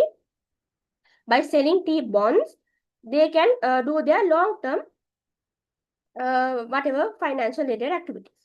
Now, the general public, they can go to the CBSL directly and buy these government securities. Now, these T-bills, T-bonds are government securities. Okay. So these government securities, the general public can't go and directly buy from CBSL. Now, CBSL is a very prestigious institute. No? So anyone from the public cannot go to CBSL and buy like that. So in order for the public to be able to buy these government securities, that's where the primary dealers comes into the scenario. Okay, so these primary dealers, they act as intermediaries between the general public and the CBSL. Okay, so the CBSL, what they do, they first sell these T-bills or the T-bonds or whatever to the primary dealers. The primary dealers only will go and sell it to the general public.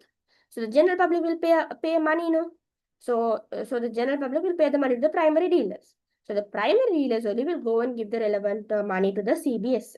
The general public can't directly get in contact with the CBS. Okay, the primary dealer only acts in between. So the two major types of primary dealers are licensed commercial banks, and there are registered primary dealers as well. Okay. So basically, when primary dealers, when they buy the securities from the CBSL, this particular situation is called as primary market. Now, in the beginning, I discussed financial market is the place where buying and selling of financial instruments happen. So, these T-bills, treasury bonds are financial instruments. So, this T-bill where the primary dealers buy from CBSL, this particular situation, this particular place, scenario is called as the primary market. When the primary dealers sell this to the general public, okay, the primary dealers selling it to the general public, this particular situation is called the secondary market. Okay, so this situation is the primary market, okay, where the primarily the T-bills are sold, and the place where secondarily the T-bills are sold is the secondary market.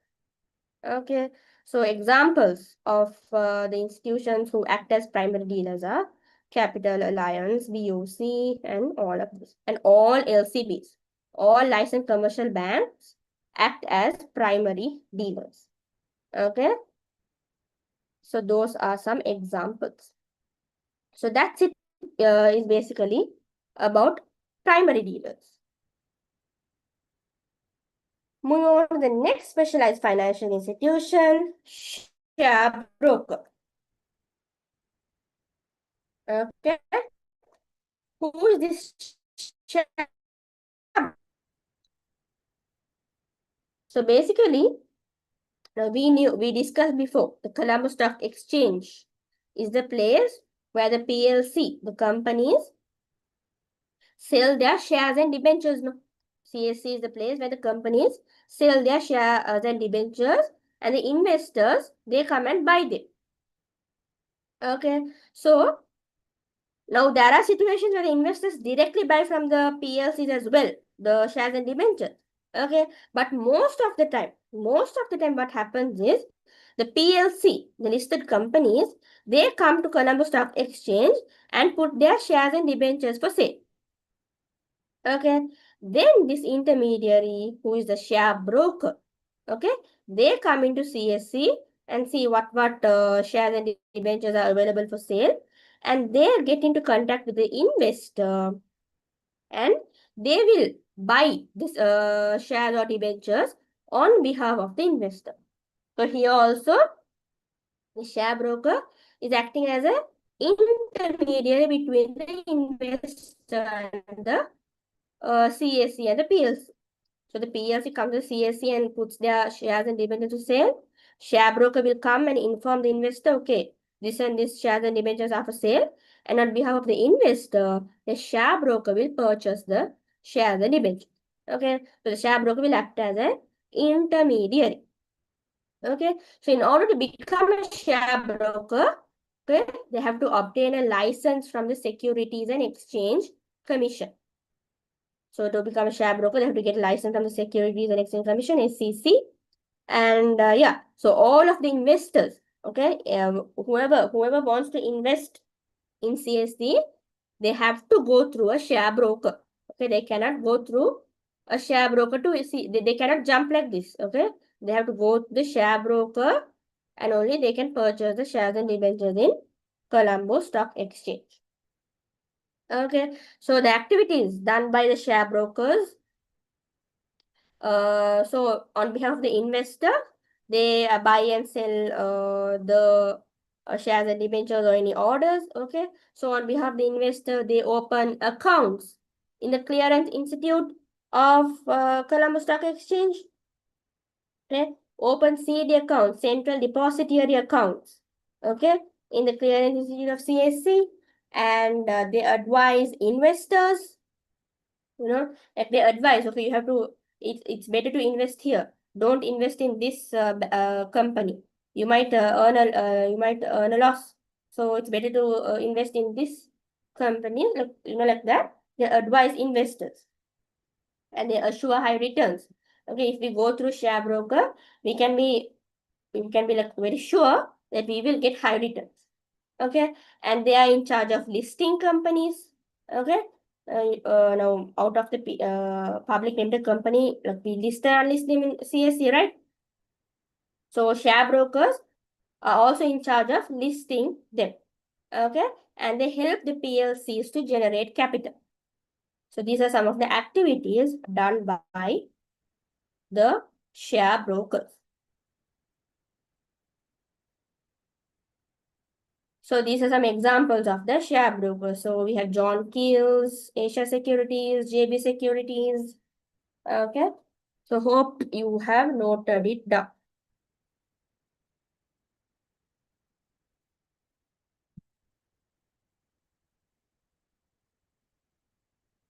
Moving on to the next specialized financial institution, unit trusts. Okay. So this is a bit interesting as well. Okay. Out of the specialized financial institution, like I like this. Okay. It's interesting to study. Okay. So when it comes to unit trust, okay, this is where now there can be people out there who have money, okay, who wants to invest, okay, but they don't know how to invest, they don't know where to invest, they don't know what company is more risky, what company is less risky, they don't know how, okay. So for people like them, unit trust is the place, okay. So this is where the unit trust institution, what they do is they sell units. Okay, they sell something called units to investors. Okay, so when these investors come and they buy these units, so obviously they give money and only buy, no? So through this money, they uh, manage an investment fund. Okay, so these investors who don't know how and where to invest, they come to this unit trust and they buy units. Okay, and through the sale of units, they manage something called the investment fund. So through these funds, through the money collected by selling these units, what the unit trust do is they deposit it in an investment portfolio. Okay, and this is not done by just normal people. Okay, they are done by professional fund managers. Okay, they have to be qualified to do such things. Okay, because this is activities related to money, no? So it's not something that can be done lightly. Okay, so a group of professional fund managers, they take these funds and they deposit in an investment portfolio. Okay, so after having invested in this deposited in an investment portfolio, it generate returns. Okay, so I'll explain next slide what this investment portfolio is. Okay, so they generate returns. So whatever the returns that they get, what the unit trust will do, they will distribute it among the investors. So these investors who buy the units, okay, are called as unit holders. So they buy units now.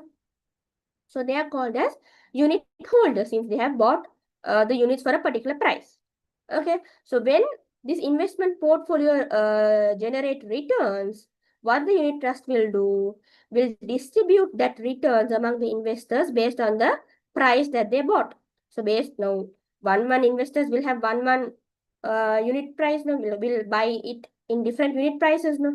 So based on the unit prices they buy, the returns will be distributed among the investor.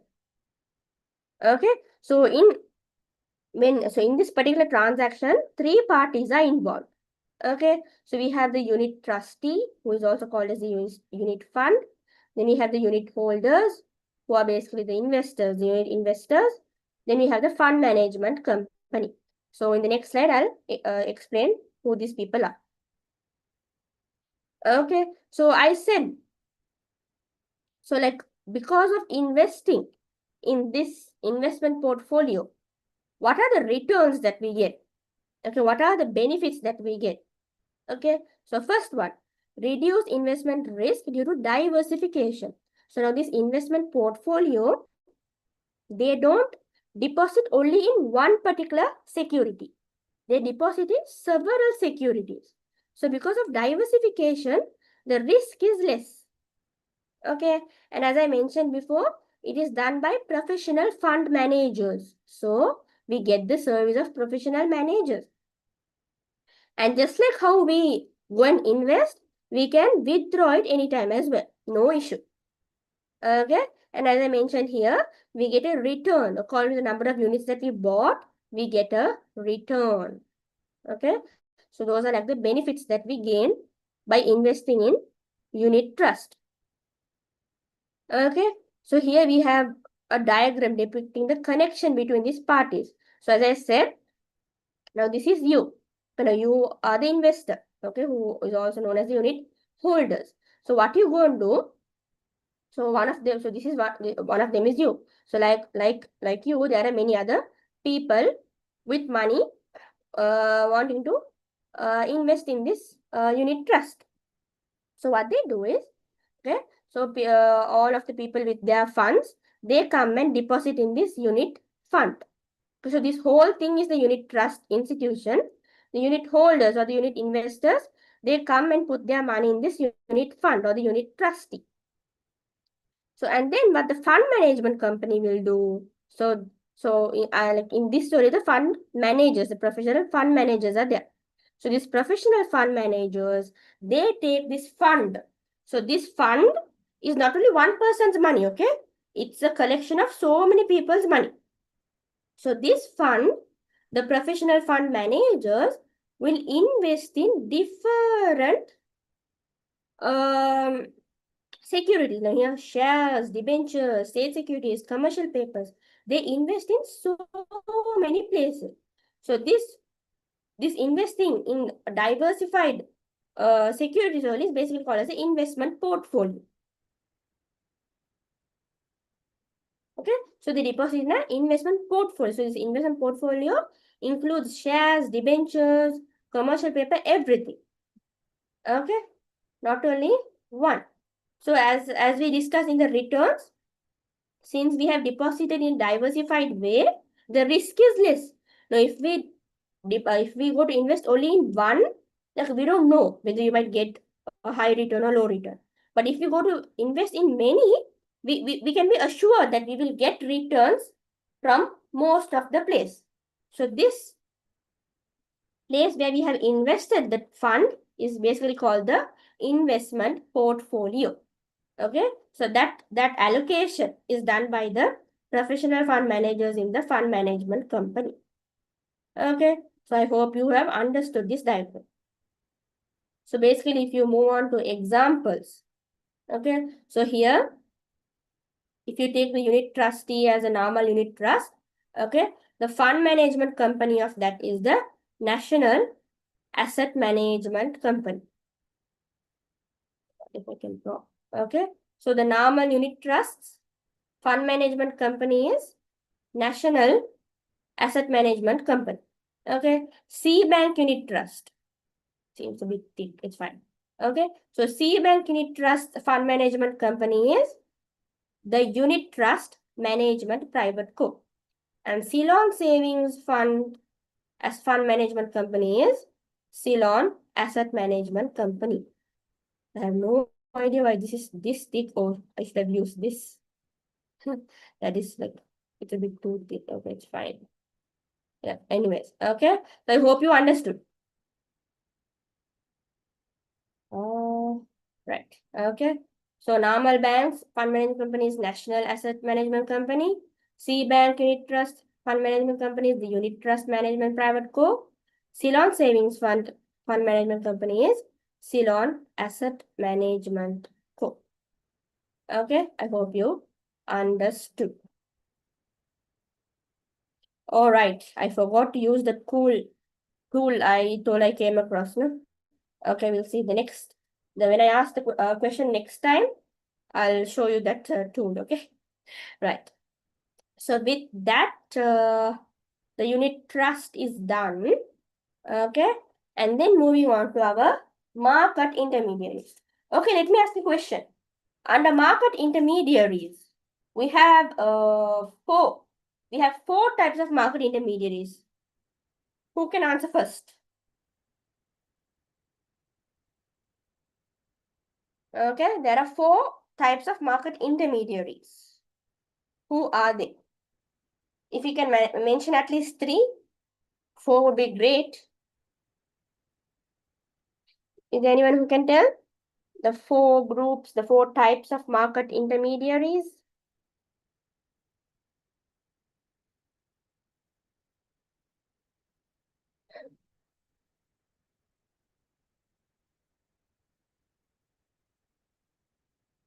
Good. Pooria has said underwriters. That's one.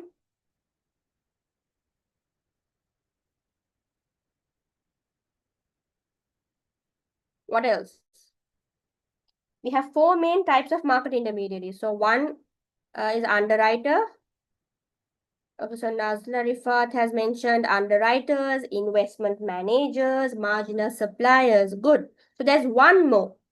Do you know the last group? So let me, I don't know if it's going to work. We'll see.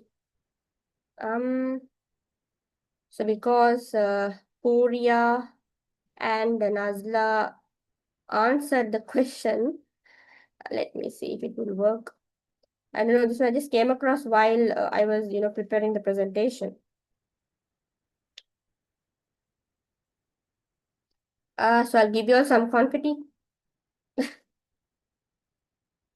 All right. I don't know, this is something cool that I came across. I've got more answers. Let's see. Who else want confettis?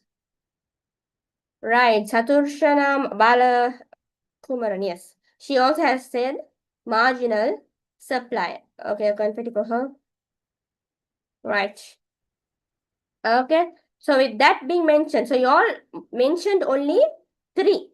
Okay. So you all mentioned underwriters, marginal suppliers, investment managers. There's one more.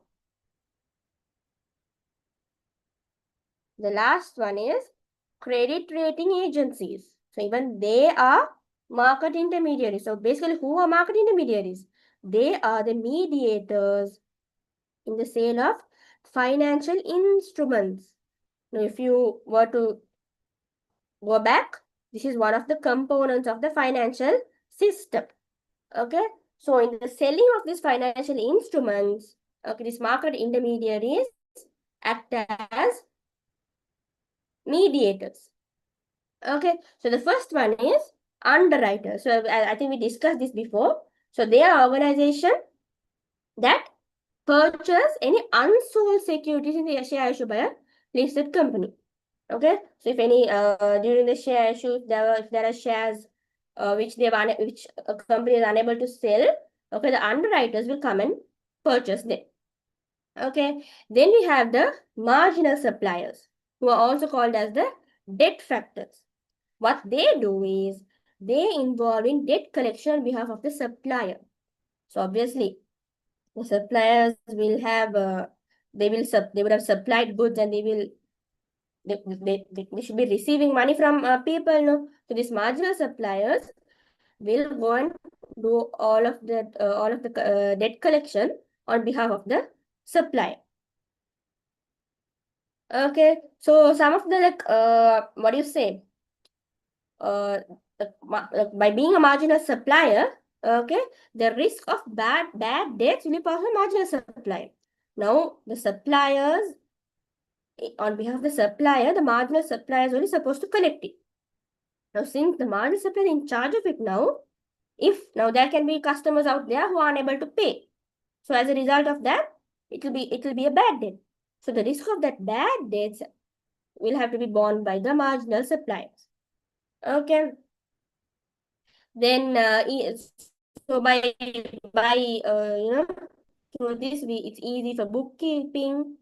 Okay, we can obtain high amount upfront, so, like by appointing these marginal suppliers to collect.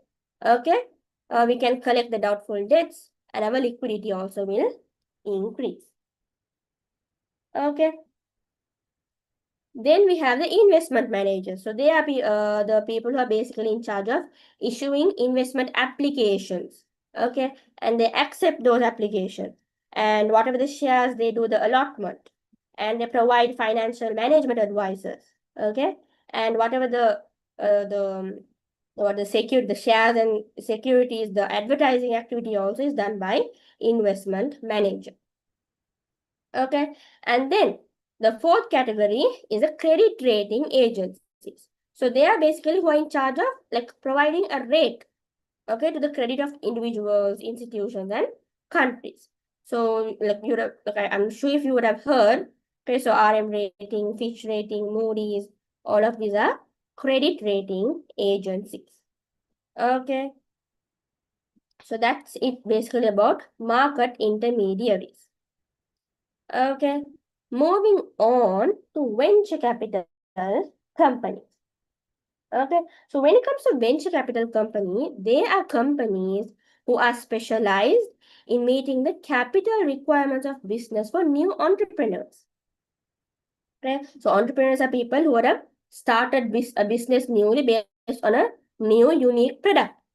Okay, so when a person starts a business with a new unique product, they are unsure whether their business will grow, whether their business will be successful. Okay, so they start with such riskiness, no? So is what the venture capital companies do. They help with the capital requirements for such businesses. Okay, so when a new business starts, okay, they provide funds in order to expand an existing business. They provide funds for business acquisition. Okay, when two business join together to form one business. Okay, so even for that they need funds, no? So those are also provided by venture capital company. You know, like when purchasing business, okay, so one business can purchase another business. In such a situation also, they will provide funds. Okay, so other than that, the other functions, okay, so even venture capital company, they do underwriting, and they also do something called loan syndication, okay, where few lenders, they get together and give loan. So this is also done by venture capital companies. Okay, and so these are some examples of venture capital company.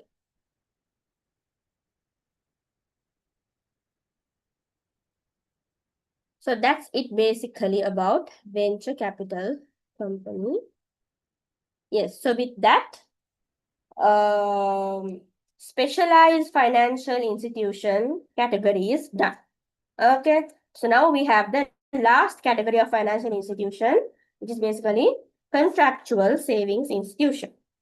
So let's quickly go through them as well. So under contractual savings institutions, we have three main institutions: insurance companies, the employee provident fund, and the employee trust fund. So as we know, insurance companies are companies that protects risks to life and property. Okay, so whenever any damages happen to a life or a property, okay, the insurance company provides compensation in terms of monetary, in terms of money. Okay, so whatever the risk we have related to any damage or anything, we can transfer it to the insurance company. So this insurance company, they issue various insurance policies, okay, and through that only they conduct the company. So these are some examples of insurance company. So Jana Shakti, Ceiling Pro, you would have heard. Also Ceiling Pro VIP ads are famous, no? It's always all over the road. And it's a bit dramatic as well. Okay, so then we have employee provident fund. So when you take EPF and ETF, okay, we can basically do a comparison. Okay, so when you take employee provident fund, it's like special because that's the largest pension fund for private sector. So for private sector employees, EPF is the largest pension fund. So that being the special characteristic of employee provident fund, when you take the differences between EPF and ETF, okay, so EPF is administered by the Labor Commissioner, while ETF is administered by the ETF board. Okay, and as we mentioned in the agency activity of EPF, if you remember, okay, it is the custodian of CBSL was custodian of EPF. Okay, so the EPF is managed by CBSL. Okay, while the ETF is under the supervision of the Ministry of Policy Planning, Economic Affairs, Child, Youth and Cultural Affairs. Okay, And then when it comes to EPF, okay, this is something that we know, you should know, okay, where both the employer and the employee contributes for this. Employer 12% of their salary, employee 8% of their salary. While ETF is contributed only by the employer, which is 3%. Okay, so those are basically the contractual financial institution. Okay, so now it's 9:30. Let's see. So yes, so with this, we are basically done with the second segment of the lesson. So the first segment was money. The second segment was financial institution. So we have covered 2 segments. We have 2 more segments to go. So my plan was to finish by now, but we took much longer than we expected. So the people who are here, do you all want a break or shall we continuously do and stop? I have to cover the content as well. Do you all want a break? Are you all tired of listening to me? Or do you all want to cover the lesson?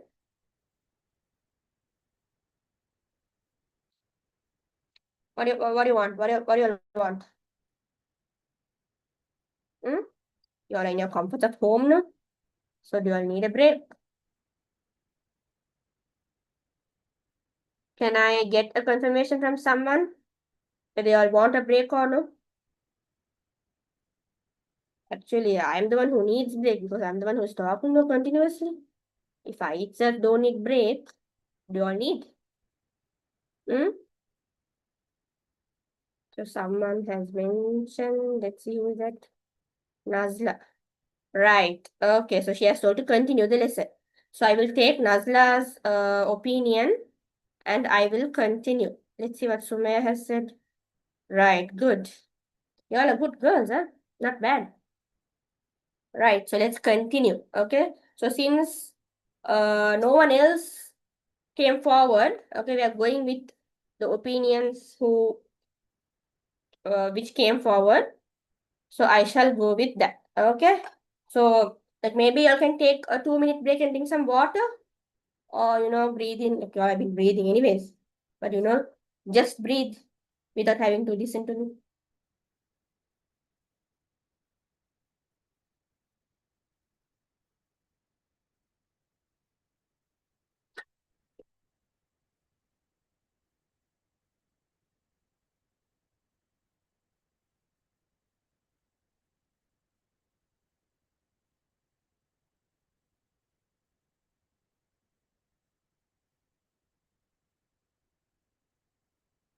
Right, let's continue. No,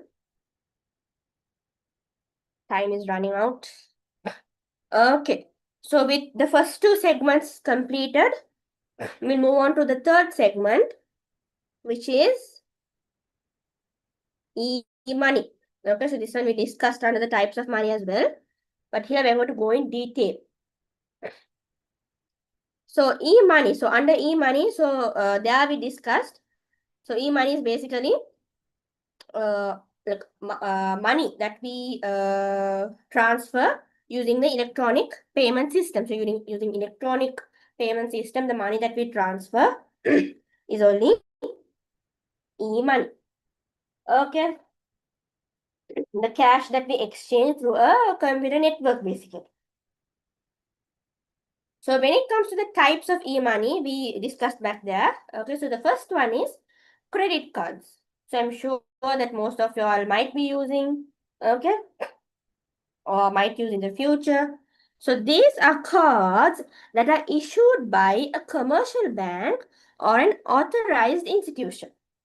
Okay, so like, either by a commercial bank or authorized institution, only they issue these cards. So these cards belong to those banks. Okay, so while these cards are issued by a particular bank, we don't in order to use it, we don't need to have an account. In that bank or anywhere, we don't need an account to obtain that credit card or to use it. So what's the specialty of this credit card is that you can purchase goods and services up to a specified value. Up to a specified value from authorized dealers. Okay, no, not all sellers have the facility of credit cards. Okay, so only from authorized dealers we can purchase using credit cards. Okay, so we can purchase these goods and services up to specified value, not an unlimited. Okay, up to a specific value we can purchase these goods and services. So the card machine, so the machine in which we insert the card in order to make the payment, will verify the validity and the credit limit. Okay, so these cards, they have a expiry date. After that date, we have to renew our cards or either purchase another one or whatever. And it will also show the credit limit up to, so you can purchase only up to 10,000 from this card, only up to 50,000. It will show the credit limit as well. Okay, so what happens basically is, so up to a particular limit, you can purchase. Okay, now you are not purchasing using your money. Now this one is basically the money of the bank which issued. So you can purchase up to a specific value, and after that you are responsible to pay it back. Now you didn't purchase from your money, no. You purchased from the bank's money. So it's like the bank is giving on loan, something like that. Okay, you can purchase however you want up to the specific value, but after that you have to pay it back to us along with interest. So those are like the pros and cons. Okay, so you can buy goods and services how much ever we want, but after that we have to face the consequence of paying it back with along with interest. Okay, so when it comes to e-commerce, so this e-commerce is what's trending now. Okay, in Sri Lanka, Daraz is special. Okay, so like most of us buy stuff from Daraz, and then we have eBay, Amazon, and everything. So when making purchase, when we buy goods and services from e-commerce, okay, we can use the card, like not in the form of physical, like we don't need the card physically to make the transaction. We can do cardless transaction. It's just that we need to enter the detail you all would have done. I'm sure you all would have purchased more than enough of stuff from Daraz and everything. So if you had made purchases using card, you all might know that you all just enter the details of the cards. You all get an OTP. You all have to enter that, and then it's a matter of goods being delivered. So in this situation, you do a cardless transaction. Okay. Can anyone say what OTP means? The full form of OTP. Quick. Can someone quickly drop in the chat box what OTP means, full form?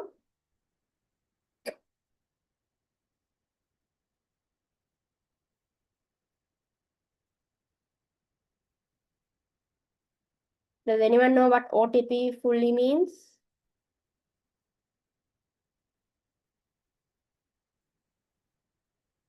Good, Nazla. One time password. It's like the password that you use only for that particular moment.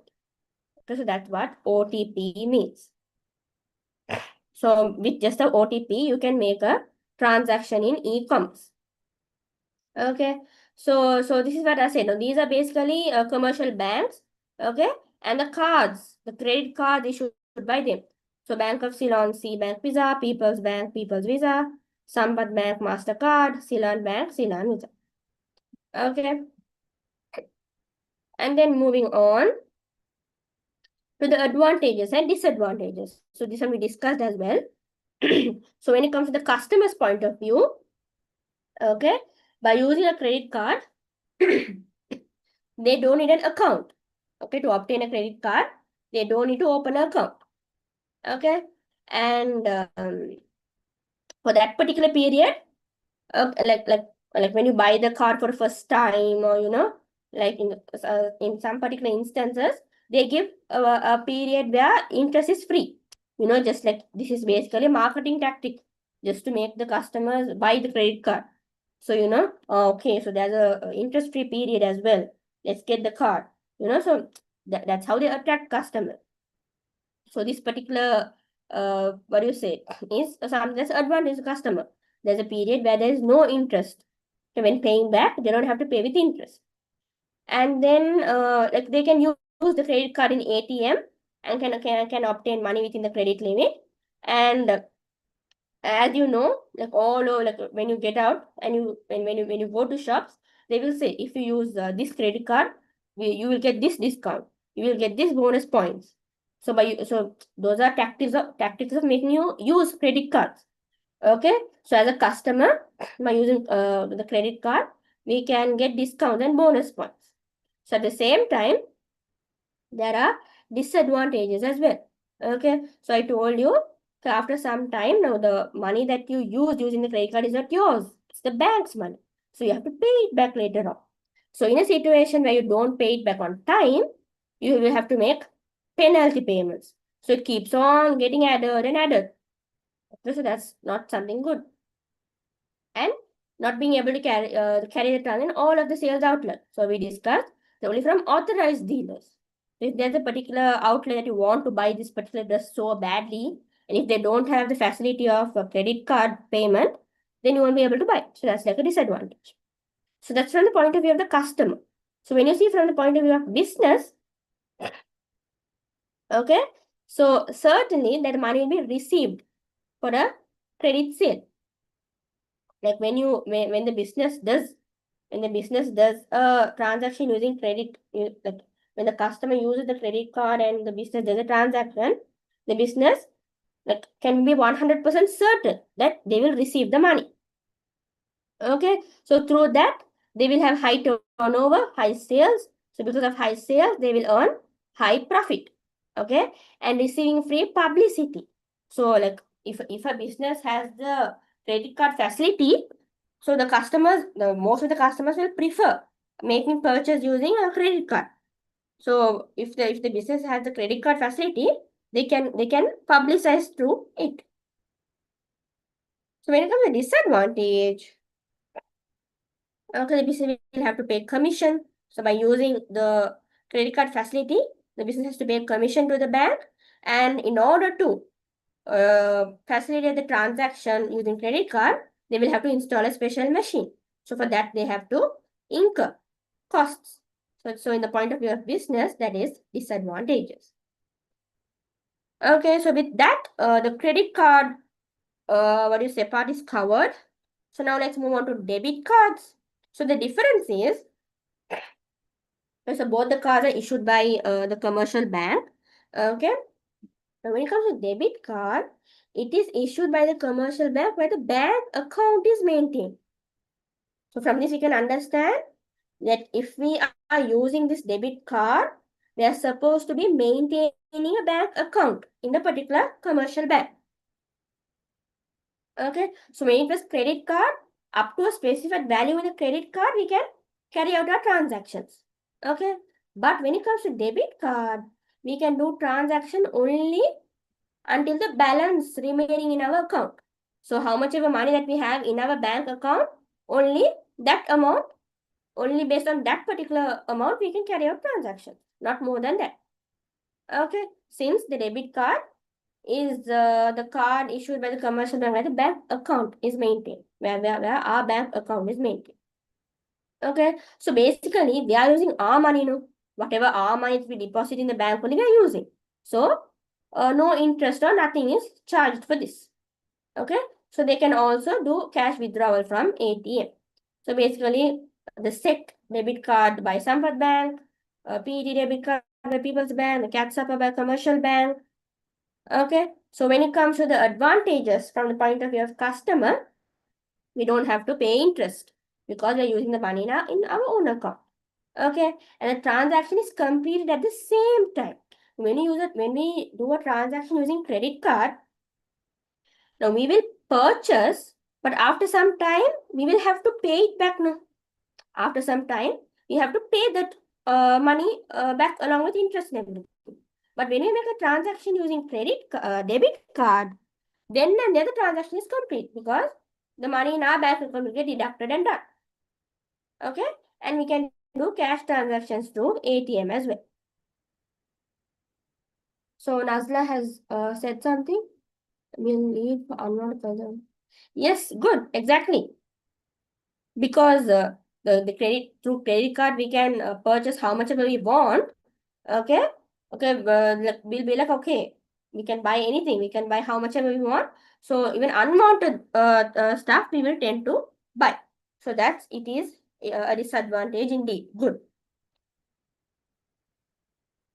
So when it comes to disadvantages to the customer because of debit card, okay, it is compulsory that we have to have an account, okay, and the value of transaction is limited to the balance available in the account. Okay, how much ever we have in our account is until that amount only we can do transaction.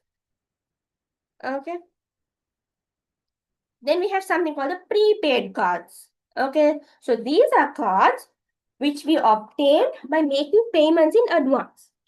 Now, debit card, credit cards are cards which are issued by a particular bank and everything.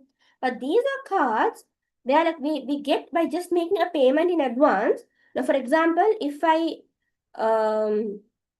bought this prepaid card by paying 100 rupees, then I can use this card to purchase something which is of 100 rupees. You know, we make the payments in advance and get this card and purchase something whatever we want. So it is convenient and it is protective. Okay, so it is than using the actual notes.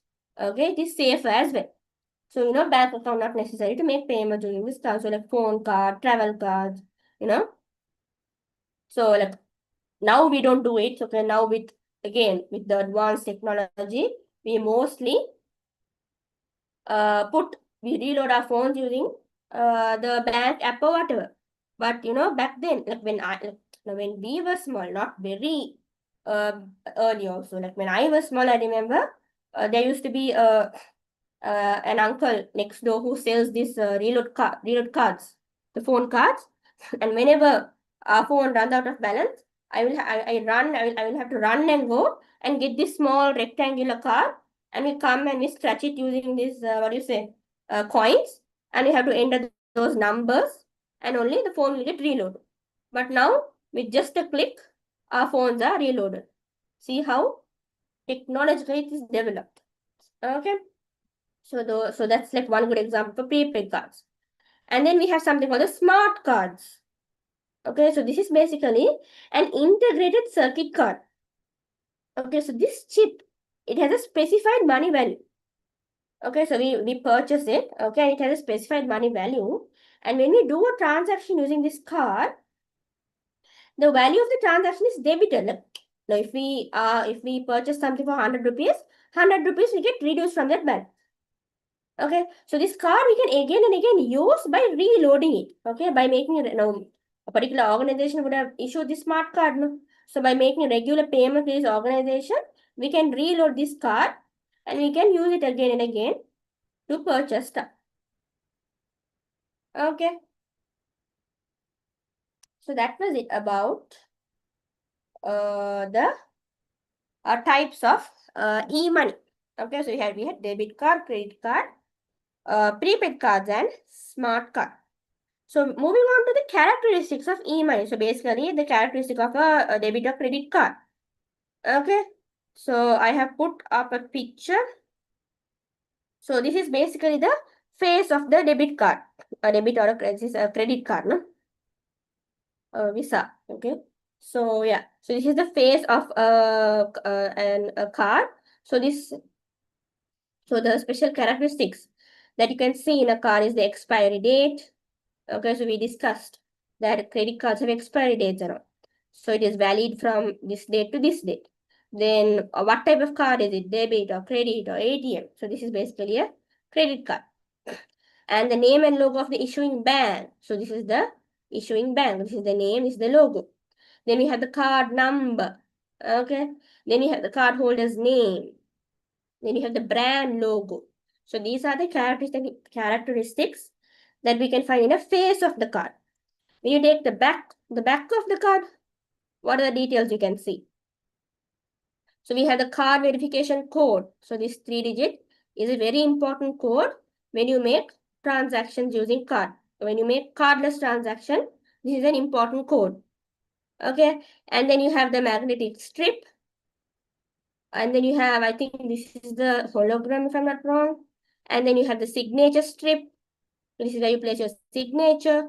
Then you have the issuing bank details. You have the details of the issuing bank. And then you have the customer service hotline. No, this one, yeah, 24. This is the hotline of the customer service. So these are the details you find in the face of the card. These are the details you find in the back of the card. Okay. So these are the characteristics of e-money. So moving on to the parties involved in electronic transactions. So when you engage in an electronic transaction, who are the parties involved? So obviously we have the account holder, the person who holds the account. Then we have the merchant. Okay, so if we go and buy from No Limit is the merchant. Okay, then we have the credit card association, whether it is Visa, whether it is American, whether it is Master. Then we have the issuing bank. You know, we discussed with the Sampat Bank, SCT, People's Bank, PET, and everything. So whatever the bank that issued the card. So these are the four parties who involved in the electronic transaction. Okay. So yes, with that, the third segment of the lesson is also completed. Okay. So far, are you all clear? Do you all have any doubts? Have you all jotted down everything? Can you all quickly tell me? I'm running out of time. I have to do the past papers also. We'll see. Okay. Can you all quickly tell me? Are you all fully clear? Don't have any doubts?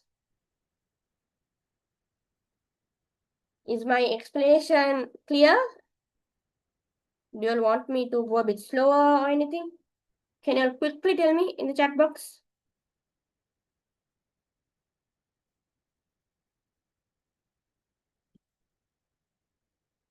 You all with me, right? Okay. Just a little more time to bear with me. Okay, we need to complete the lesson.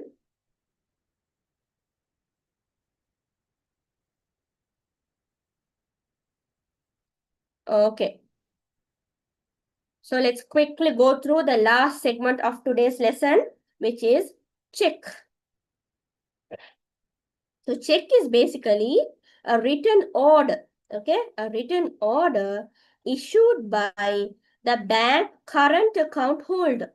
So we discussed, if you go back, you will remember, commercial banks can operate current accounts,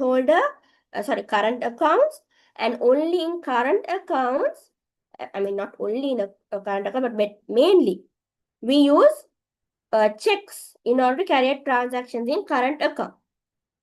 Okay, so when a bank current account holder issues a written order to the commercial bank. Okay, so we have the current account holder giving a written order to the commercial bank, asking to pay a particular amount on the check. Okay, asking to pay an amount stated on the check to the person named on the check. So on the check, we would have mentioned a particular person's name. Okay, so what the current account holder will give a written order to the bank. Okay, you see this check, you see this person, you see this amount, you have to transfer this amount to this particular person. Okay, so that's basically what happens in a check.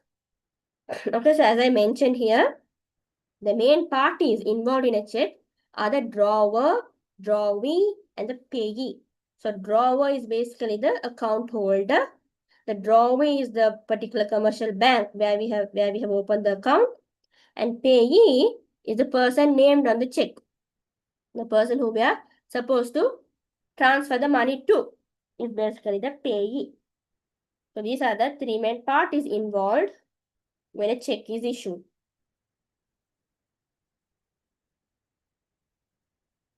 So moving on to the basic characteristic of a check. Okay, so we have a check here. So let's quickly go through. So we have 1, this is the date. Okay, then we have 2, the name of the bank and the branch. Okay, then we have the payee's name. The payee's name we write here. Then we have the term or bearer. Okay, so in the next slide, I'll teach you what or bearer means. Then here we write the value of the check in words and in figures, in words and in numerical. And sixth one, okay, the word pay. So it's basically pay to whom, Here we write the payee, pay to whoever. Okay, then we have seventh one. This is where we place our signature. The drawer signature, that is you basically, the account holder. So you have to place your signature here. And then this is the magnetic ink character recognition. So here, this particular whole set of numbers contains the check number, the bank reference number, the branch number, account number. Okay, so this one is the check number. So yeah, this one is the check number, bank reference number, branch number, and the account number. Okay, so they have given it in order. And this one is the check counterfoil. Okay, this is the check counterfoil. So these are basically the basic characteristics of a check.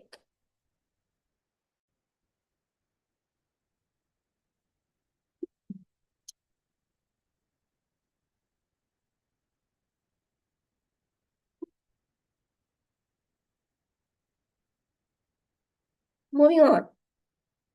So as I mentioned before, okay, so we'll discuss about the bearer thing here. So here, we are going to discuss two types of check. Okay, the first one is the bearer check. So what is this bearer check? This is where, okay, so like you would have seen the check which I showed before. Okay, so there was a term named or bearer, right? Let me show here. There's a term or bearer right here. So when it comes to bearer checks, okay, when it comes to bearer checks, they are checks where this or bearer statement has not been cancelled. So we just keep as it is. The reason why we say that is, when it comes to the other type of check, which is order check, for order checks, we struck off the term or bearer and we write as order in its place. So when it comes to bearer check, the term or bearer we will keep as it is. When it comes to order checks, we cut off the word or bearer and write order. So when it has the word order, they are order checks. When the or bearer part is not cancelled off, when it is as it is called, they are bearer checks. Okay, so here it says, in the absence of an endorsement, so we will see what endorsement in the next slide. So in the absence of an endorsement in this check, we can assign this check to another person by merely handing it over. Like we don't have to go through any procedure. Okay, if we just hand the bearer check to another person, that person can simply get the cash. There's no any big procedure. Okay, in the absence of endorsement. Okay, keep that in your mind. But order checks, it is compulsory that we have to do endorsement. Okay. So because we do something called this endorsement, the safety level of order check is higher than bearer check. Okay. Now because this one bearer checks, we can simply hand it over, that the safety is in risk. While order checks, since we have to do this endorsement before giving it to the next person, it has a higher safety level. So you'll see what endorsement is in the next slide. Okay. Let's see what endorsement is in the. All right. Before that, okay, so the endorsement part is in this slide, no? I will quickly. Oh no, not here also. Wait.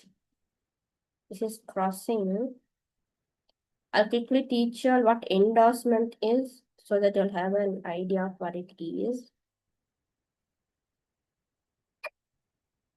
Yes, here. Okay. So endorsement of checks is basically where we write the name of the payee. Now, payee is whom? The one whom we are supposed to transfer the money to, pay the money to.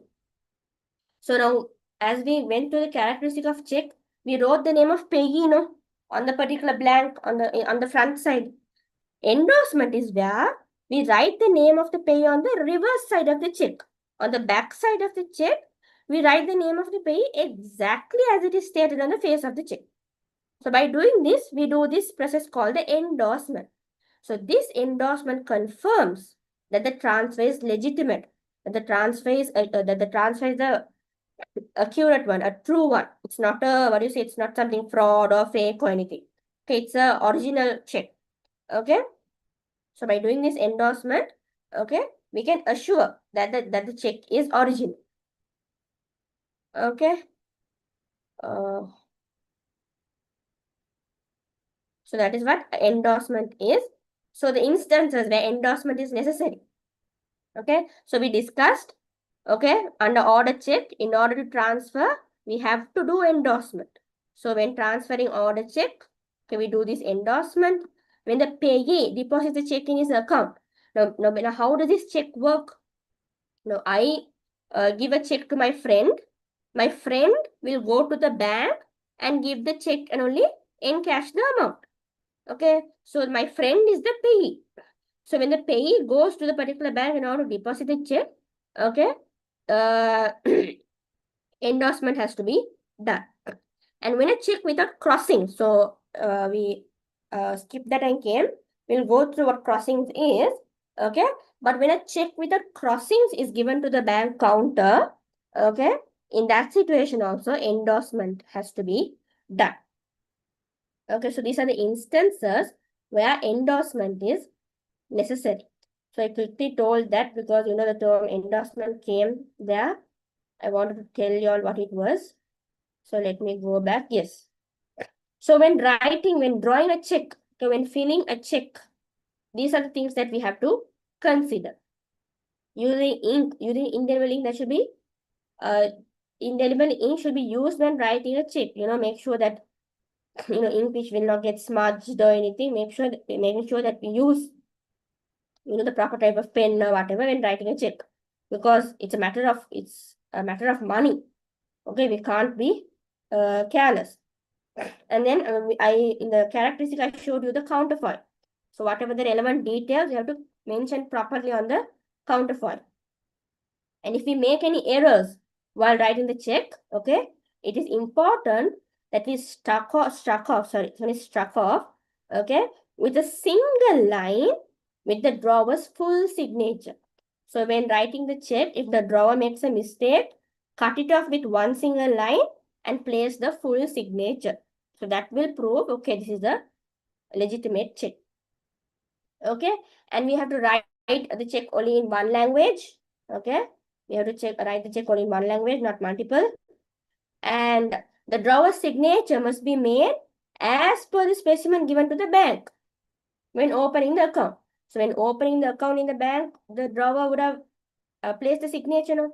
That exact signature only the drawer has to put on the check as well. And when writing the date on the check, okay, we have to be very, very careful because even date plays a major role. Okay, and then when it comes to a blank check, the drawers must avoid placing signature, because now the signature is the one thing, is like the thing that if you place the signature, you can do the transferring of money. Okay, so just imagine you place your signature on a blank check, then anyone can take that check, write the relevant details, can easily hack and take. No? Signature it's hard to forge. So if you have placed a signature on a blank check, they can easily put the relevant details and get money transferred to their account. So you have to avoid placing signatures on blank checks. Okay, so these are the facts that you consider when drawing a check. Hope you have noted them down. Okay, so we came across something called crossing the check. When it comes to we have to do endorsement. If we present a check to the bank counter without crossing. So what is this crossing? Okay, so crossing of check.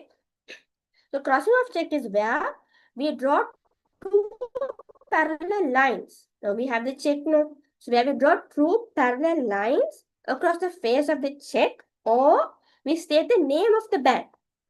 Okay, is what's meant by crossing a check. We either draw two parallel lines or we state the name of the bank. So that's that particular. So if we do such thing, we have cross the check. Okay, so remember, while any person can cross on a check, it is only the drawer that can make such a crossing invalid. So why do we do? Why do we cross a check? So by crossing a check, it gives additional safety for the check. Okay, we can ensure that the payee stated on the check will receive the money, and to prevent paying to the, I think there have been a small mistake here. Let me quickly correct it. It doesn't make sense.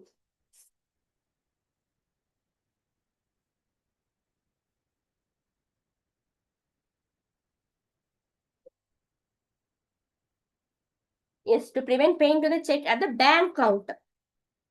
Okay, so some people at the bank counter itself, they will try to pay the, make that addition, okay, to prevent paying to the check at the bank counter. So to prevent such things happening at the bank counter, okay, it's necessary that we cross a check. Okay. So when it comes to the types of crossing, also we have two types. Okay, the first one is general crossing. So general crossing is where we draw two parallel lines across the face of the check with or without its statement. Okay,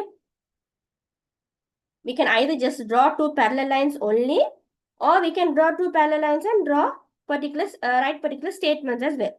This is general crossing. Special crossing is the other category, is where we state the name of the commercial bank.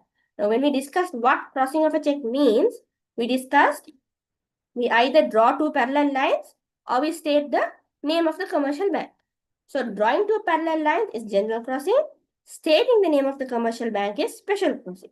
So, here, drawing two parallel lines is compulsory, but the statements is not compulsory. But here, the stating the name of the commercial bank is compulsory, but the parallel lines are not compulsory. So these are the two types of crossing. Okay, so hope you all noted it. Okay. And then we went through endorsement of check where we write the name of the payee exactly as it is on the page side, on the reverse side of the check. Okay. And then we have dishonoring of check. Let's see what we have. Yes. Okay.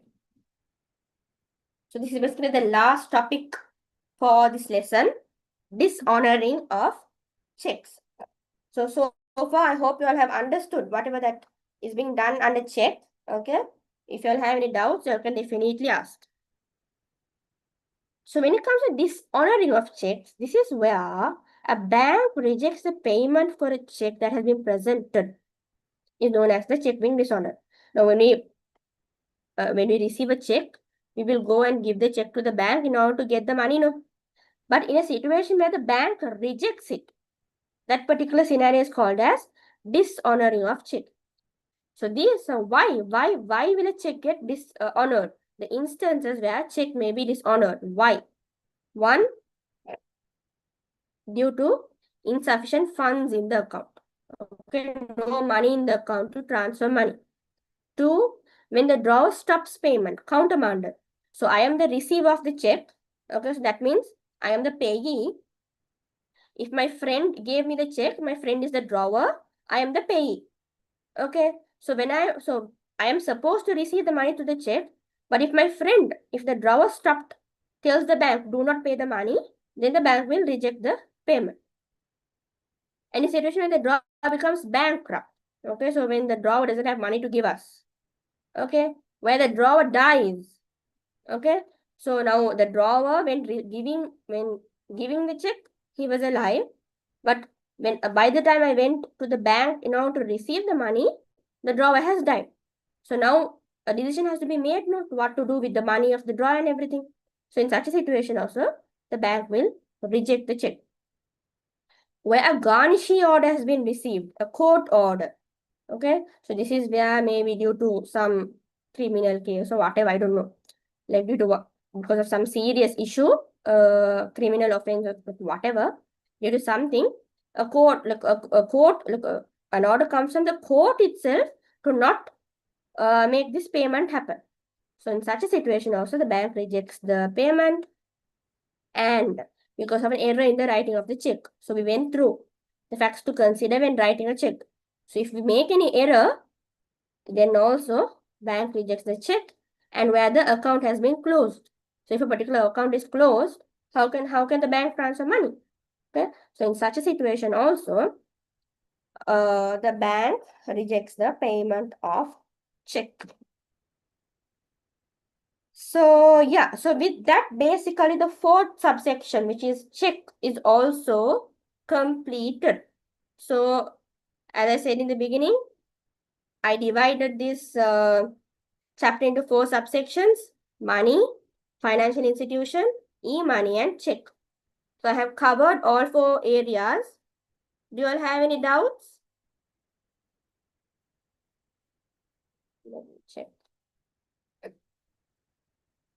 If you all have any doubts, you all can definitely put up in the chat box. We have to discuss the past paper also, but I'm running out of time. We'll see. Can I put up your doubts if you all have any? If you all don't have any doubts also, can I put that you are clear? I have no doubts, so that I can move forward.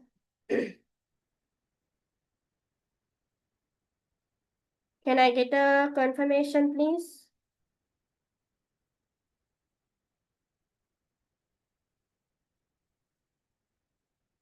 Okay. Nazla. Nazla has said she has understood. Others?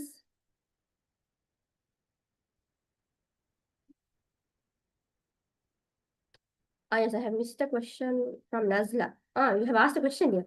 Why we used or bearer? So yeah, now a check, now originally a check has the term or bearer.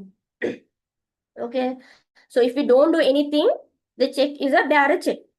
Okay, so if we cut off that or bearer word and write it as order, that becomes an order check.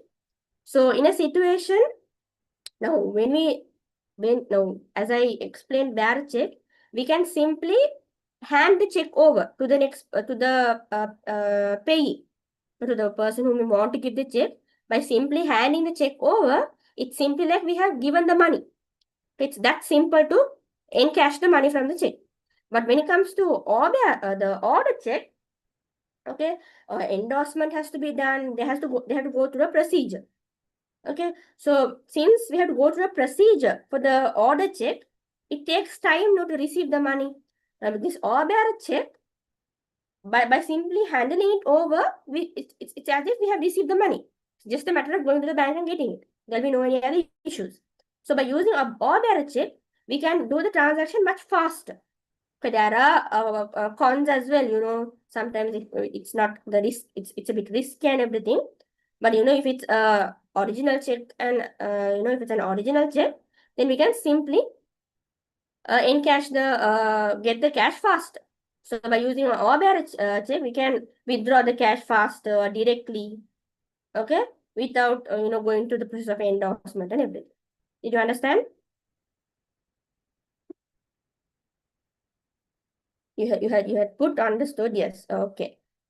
So I got only from I got a doubt only from one girl. Is that it? Let's see who's there. Yes. So that means I assume that others have understood. Okay. So shall we quickly go to the past paper questions? Okay, we don't have much time. I wanted to spend some time and do, but did you all attempt the past paper questions? Can you quickly tell that? Did you all give a try? So it's like from the most recent papers. It wasn't that hard as well. Can you all give me a yes or no if you all attempted the past paper questions?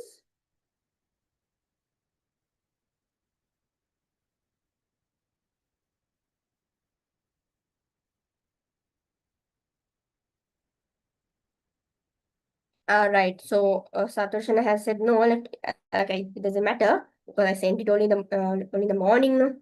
So you all would have had other classes and stuff. So you all wouldn't have got time. It's fine. So we'll quickly discuss it. Uh,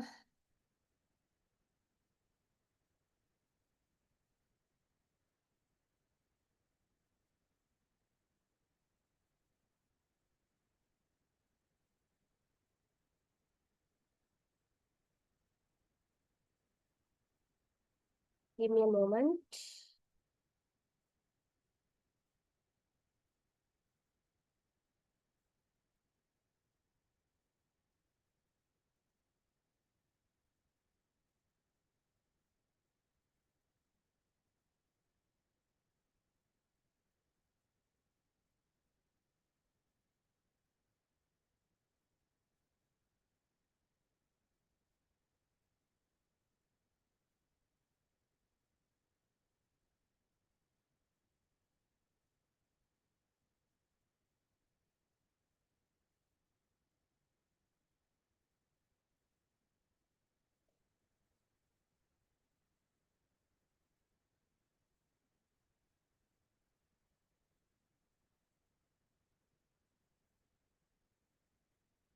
Right. I'm sorry. Okay. Let's quickly go through the past paper questions. Okay. Let me share that.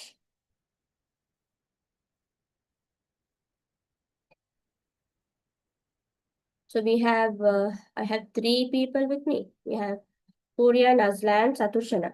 So let's quickly discuss the papers together. Okay. So if you'll give me the answers quickly, I can quickly move on, and then we'll quickly do the quiz as well. So if you all three stay, I hope it won't be a matter if I extend the time a bit. Okay, so y'all can answer my questions, within the three of y'all, and you can find out who will be eligible to receive the e-certificate. Okay, so let's quickly go to the past paper first.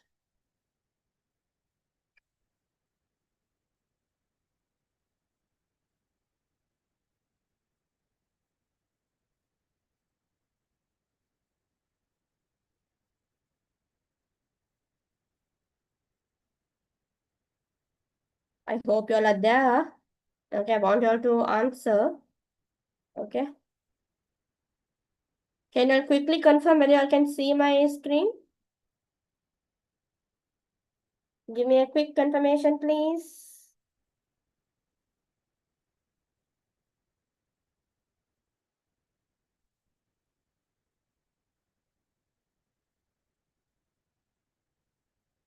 Right, okay.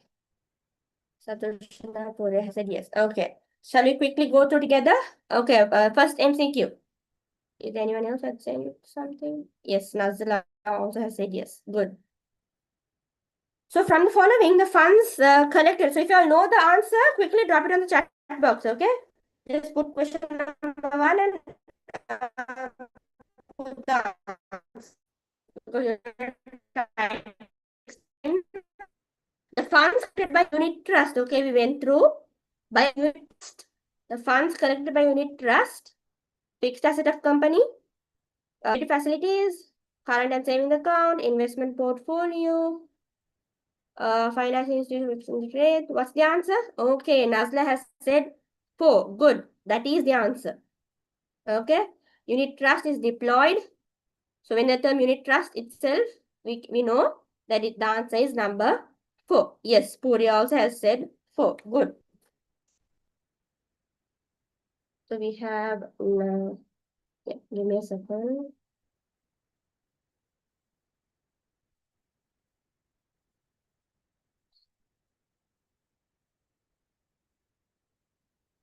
Okay, the next question you can drop in the answers one after another, okay? Right. So the real-time gross settlement system of Central Bank of Sri Lanka is what? Offline fund, electronic fund settlement, check imaging, scriptless securities, depository. What is it? It's number 2. Good. It's an electronic fund settlement system. Good. Let me quickly mark it down so that I have a note. So the first one is number 4. Second one is number 2. Following, so Nazla only answered, right? Okay. Following are some characteristics related to currency And among them, what is the option that matches only for digital currency? Can you quickly answer? So among this, what is digital? So tangibility? No. We cannot touch digital money. Okay. Global acceptability? Yes. Okay, it's globally. Digital currency is globally accepted. High risk? The digital currency is low risk. Sorry. Low risk, so that won't come. Low divisibility? There's nothing like that. Okay. And yes, it is intangibility. Remote accessibility? Low risk, yes. Okay, we discussed it wasn't high risk. So it's low risk. And high divisibility. Okay. So what did Nazla say? Nazla said 3. So according to my one, it's B, C, E, G, H. B, C, E, G, H. Yes, the answer is 3. Good, Nazla. Is there anyone else who answered? Yes, even Saturshana has said 3. Good. Next. Medium of exchange which does not require third-party involvement. Can you tell me? Which does not require third-party involvement? Yes, cash. We can simply give the cash. No any third-party involvement needed. Okay. Next. Select the correct statement pertaining to a bearer check. Bearer check. So bearer check is where the bearer is not cut off. So what is the answer for this? A torn or damaged check? No, there's nothing like that. Sign without stating the amount? Nothing like that. Invalidity? Encashed or deposited by anyone who present it to the bank? Yes, good, Nazla. Okay, bearer check. Okay, so if we like by anyone, if a person possesses the bearer check, okay, anyone who present to the bank can get the money. Okay, so that's the answer which pertains to bearer check. Yes, good, Saturshana. The answer is number 4. Which service is not offered by online banking? Which service is not offered by online banking?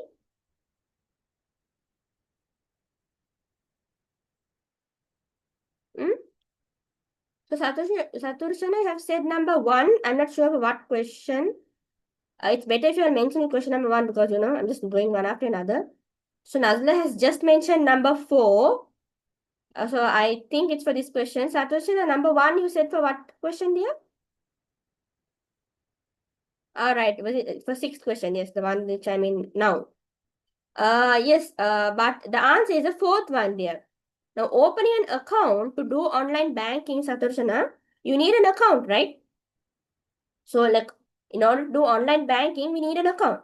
So through online banking, we will do opening account as well. We will pay bills. We will transfer funds.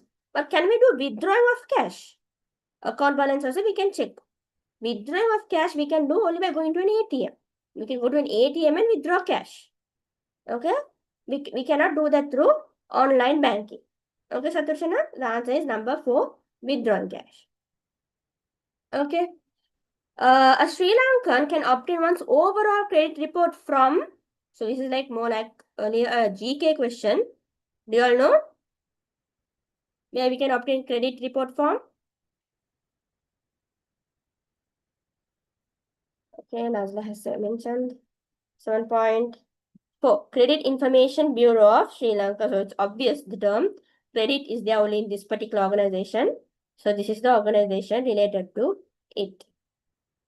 Even Purya has mentioned 4. Good. Purya, engage more. Okay, so Nazla and Satrushan has been giving answers so far. You just put, okay, good. You can engage even more. So let's quickly go through fill in the blank. So BS paper. First, you have MCQs, then you have fill in the blanks, then you have short answer, and then essay type. So I just took few questions from each and every section. So fill in the blanks.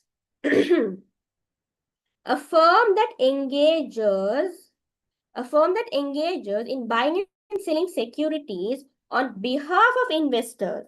On behalf of investors, buying and selling securities. Who are they? Who is the firm? Can you quickly tell me?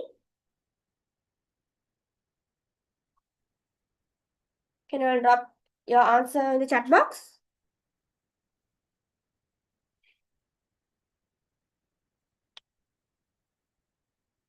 You all have no idea? This is the firm we buy and sell on behalf of investors. Not unit trust, dear. Now here we are buying and selling securities. Now, unit trust is where so many funds get collected and we buy, Now, on behalf of a particular investor, the firm buys and sells securities. So I've got another answer. Yes, broking, stockbroker, good. Okay, share broker or stockbroker company only buys and sells securities on behalf of the investor. Okay, and now you mentioned unit trust because I can understand you would have got confused. But read the whole sentence. And such companies should be registered at the. So should unit trust register somewhere? No. What was the firm that has to buy and sell on behalf of the investor should register? Okay, so here also there has been a typing mistake. Okay, I apologize. So here it's securities and blank and then commission. Okay, the blank should come before the commission. So we studied that share brokers have to register at SCC, Securities and Exchange Commission of Sri Lanka, not unit trust. So you read the whole sentence and get an idea of what will come in both the places. So share broker, stockbroker company should register at the Securities and Exchange Commission of Sri Lanka. Okay. Next one. The option which allows the lessee, now this one I think I discussed with you, to purchase assets at the end of the lease period, whereas the lessee may have to return the asset. So after the lease period is over, there's one type of lease is where we purchase the asset at the end of the lease period. The other type of lease is where we return the asset at the end of the lease period. Any idea what it is? I mentioned it during the lesson as well. What is it? Yes, good, Nazla. The first one is financial and operating. Good. Okay, financial lease is where we purchase the asset at the end. Operating lease is where we return the asset after that. I mean, at the end of the lease period. The statutory blank requirement is the proportion of deposit liabilities that licensed commercial bank should maintain as a blank deposit with the central bank. Any idea what the answer is?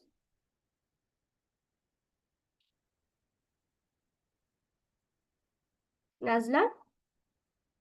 Surya and Saturshana, any idea what the answer is? Fill in the blanks is a place where might get confused. Yes, Nazla has said a reserve. Reserve is for the first blank or second blank here?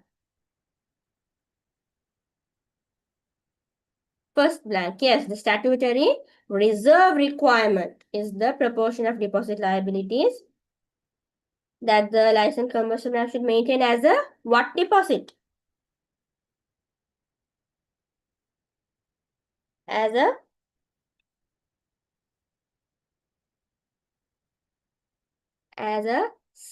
yes, good, as a statutory reserve deposit. Okay, the statutory reserve requirement. Okay, so this is basically the term. Statutory reserve requirement is what? It is the proportion of deposit liabilities that the commercial bank should maintain as a statutory reserve deposit with the central bank. Sri Lankan government legislation sets out the blank policy while central bank sets out the blank policy. So what policy does the government sets out and what policy does the central bank? So central bank we studied, so you all might know. So what policy does central bank set?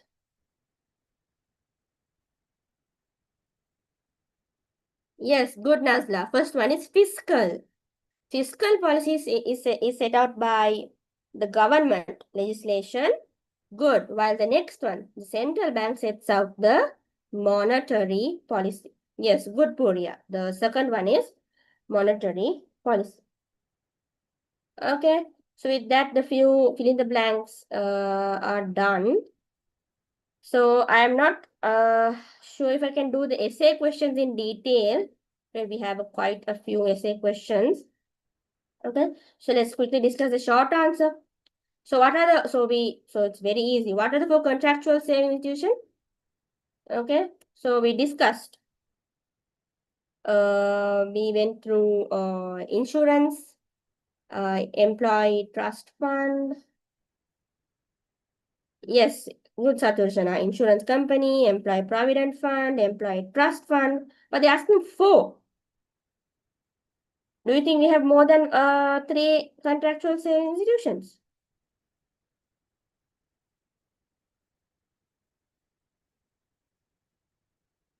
Yes, good Saturshana. State Service Provident Fund, Approved Provident Fund. We have many other as well, which we didn't go in detail. Okay, so those can come under this. Then for agency activities of central bank,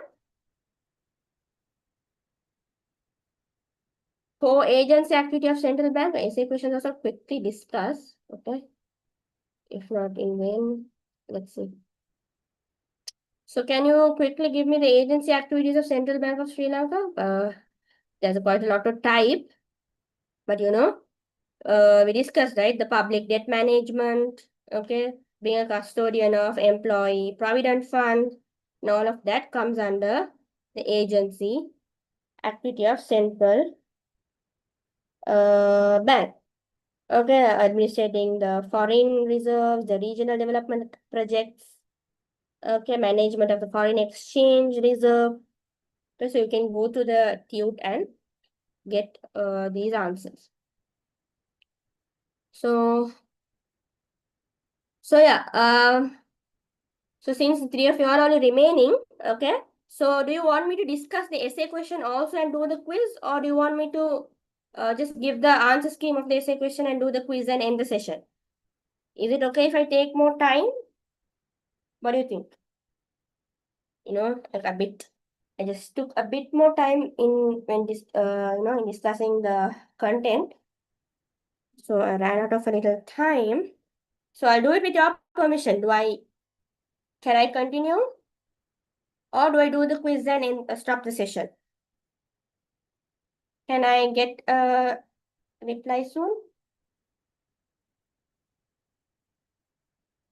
Is it okay if I continue? Or do I stop by doing the quiz? I can send you the answer scheme of the essay question, no worries.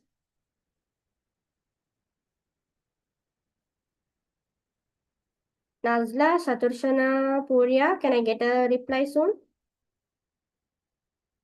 Now the quiz which I'm going to do next, you'll have to be very active, okay? Because one of you will receive the e-certificate, inshallah. Are you all there?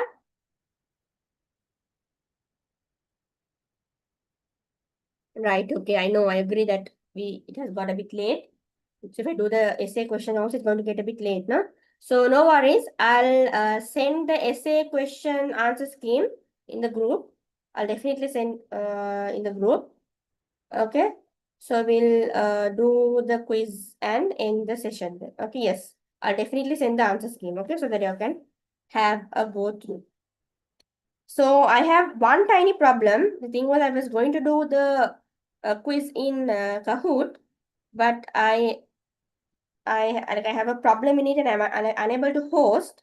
So how I'm going to do is, so we have the chat box, right? So we have Nazla, Saturshana, and Purya. So I hope you all are attentive and I hope you all are focused. Okay. So I will ask the question. Okay. When I ask the question, the one who sends the answer first. Okay. The ones, no, so you all can definitely unmute as well. Okay. The one who sent the answer first or unmute and tell the answer first will get a point ahead. Will get a point. So basically at the end, I'll calculate the points and discuss. us who will, win the quiz. Okay. So I hope you all are ready. Okay, so I'll be waiting for your answers to the chat box, or you can definitely unmute as well. Okay. So I'll stop screen sharing because it's not necessary anymore. Okay, I hope you all are there and you haven't gone anywhere else. Okay. Let me get hold of the questions. I prepared them in Kahoot and I don't know why I'm unable to host it. I could have done in vain. It's okay. Okay. Or I'll just maybe screen share the questions, no? So that you can see an answer. Give me a moment.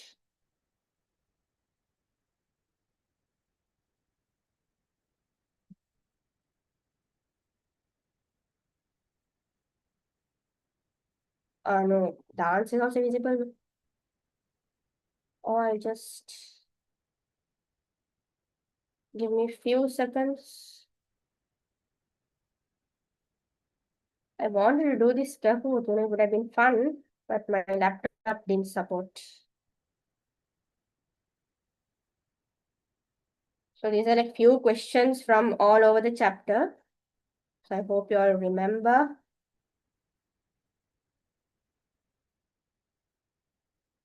Stay in the meeting, don't leave. I'll quickly remove the answers.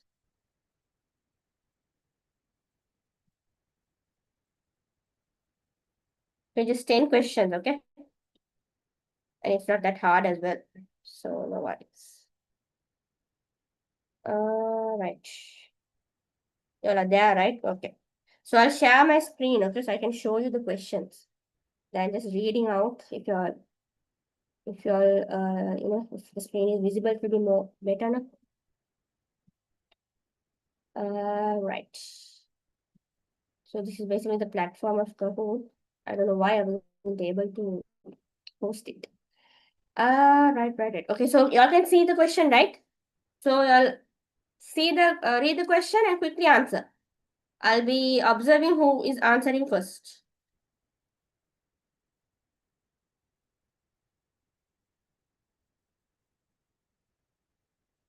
And the answer should be correct as well, okay?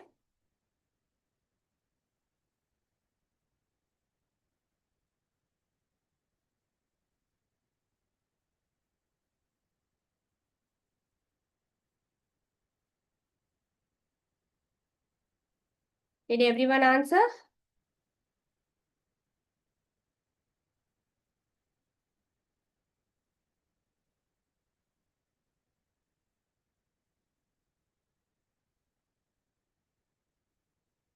Okay, so that's the first question. Okay, so I'll show the second question. Quickly answer.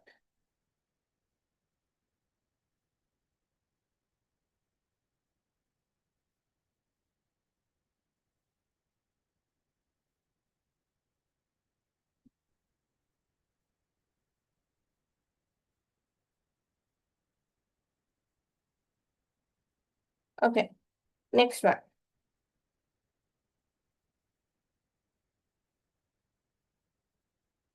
I don't know what the answer is, but it's not going okay.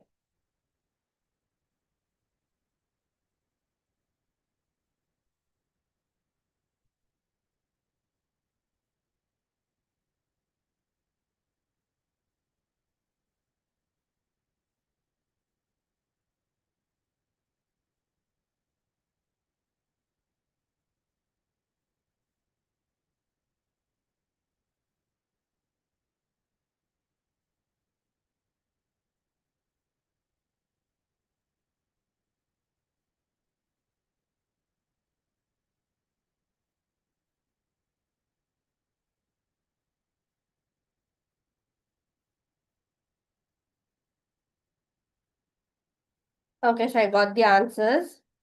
I don't know, this I can't seem to be removing it. It's just coming the other way.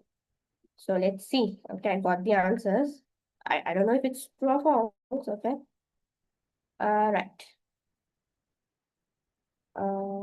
I got it correctly, right? Okay, next question.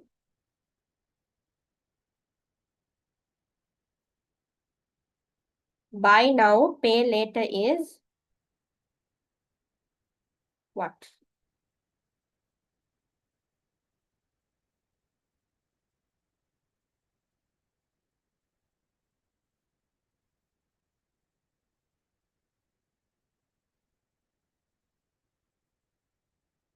Purya, without putting numbers, it's better if you type out the answer, okay? Because, I can either take 1, 2, 3, 4, 1, 2, 3, 4. If I don't know in what way you mean. Can you quickly tell your answer in words?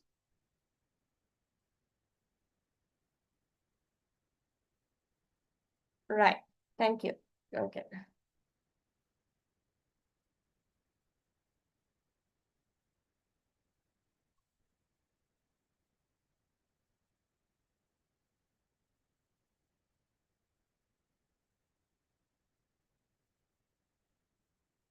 Next question.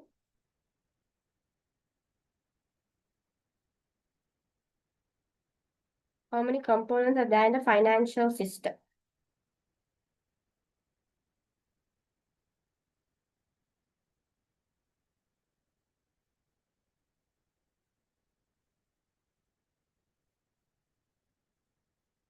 Can I get the answer, please? How many components?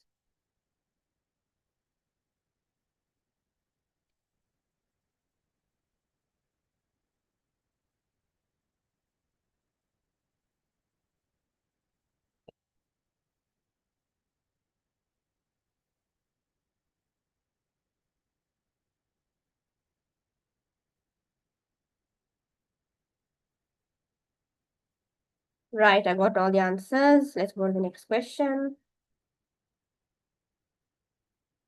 Under what act is the CBSL established? Under what act is the CBSL established?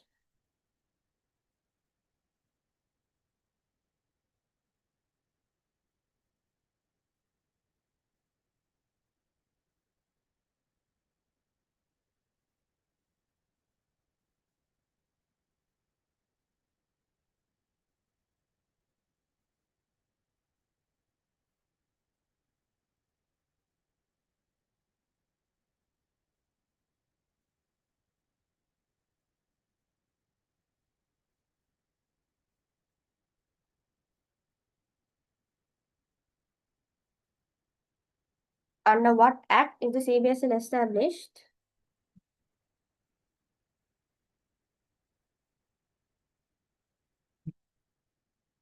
All right.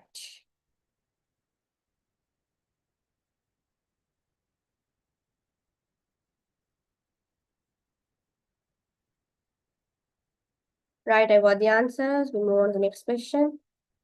What is a financial infrastructure among the below? Financial infrastructure.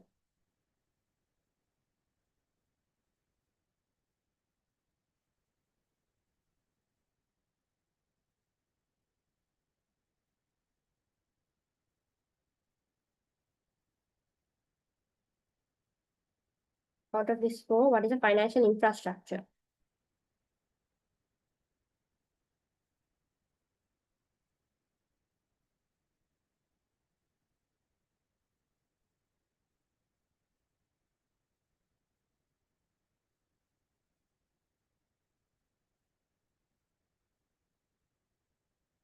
Right, I got all the answers.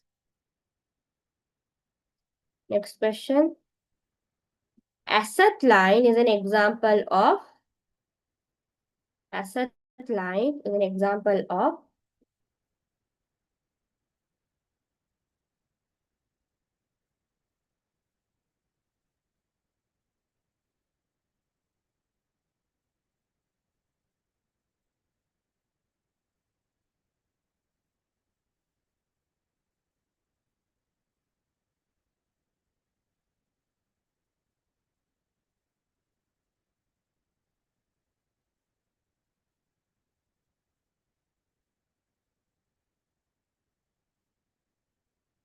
Right, I got all the answers. Next one.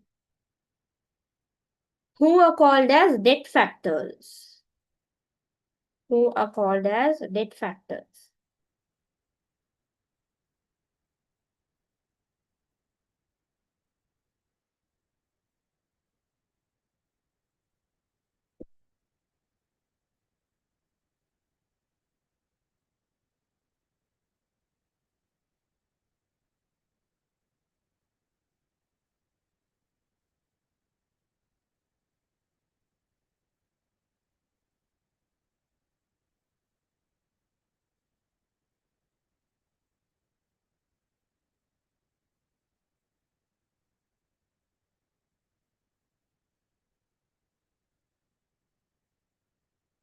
Right.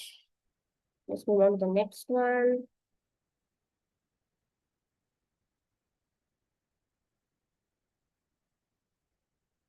Uh, yeah, the ninth one. Verification code is a feature of verification code is a feature of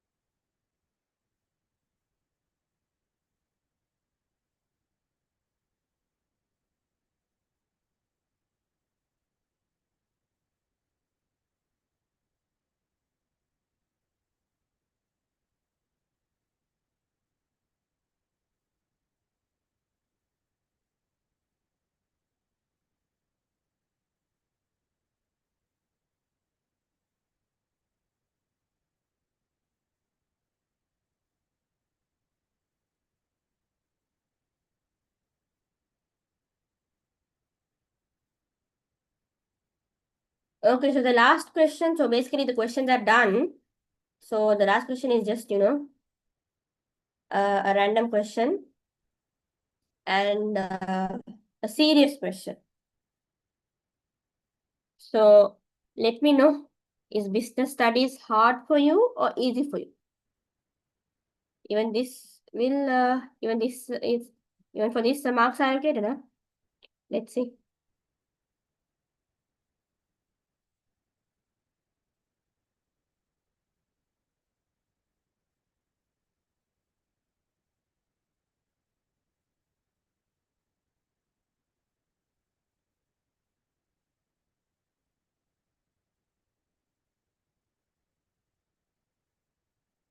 Okay, so this question was an interesting one.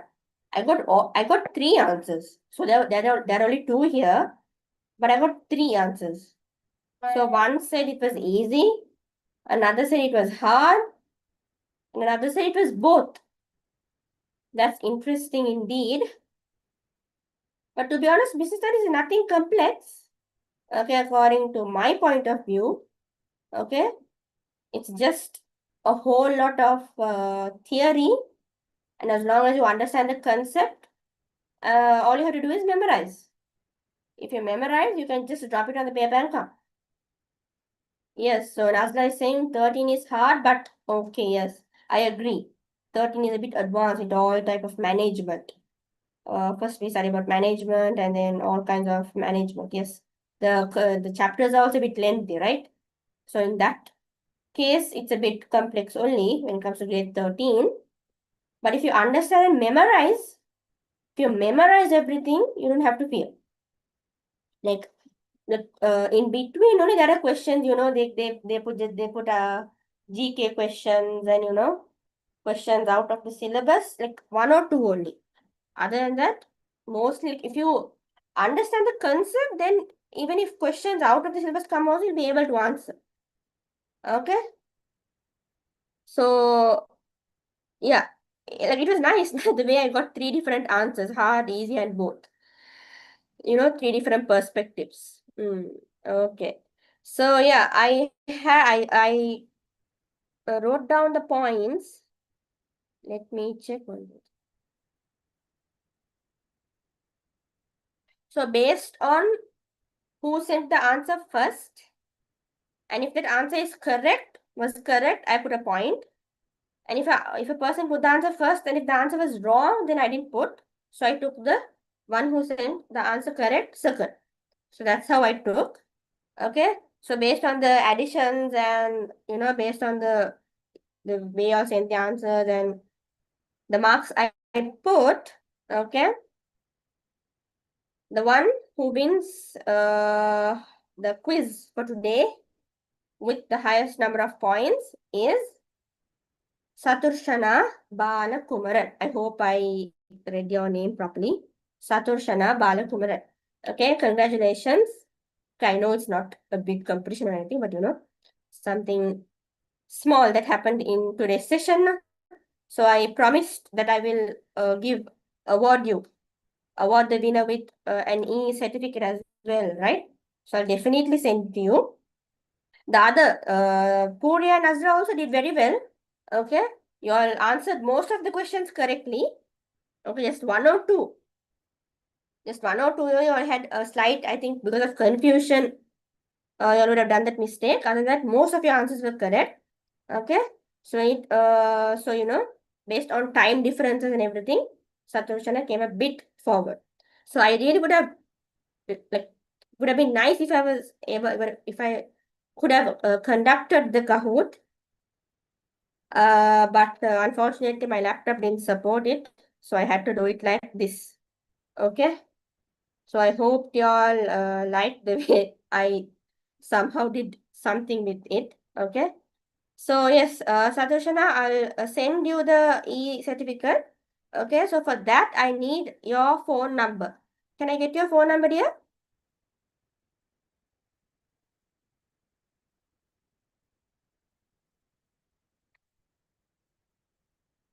You can send it to me on the chat box or through, I'm there in the Elevate group as well.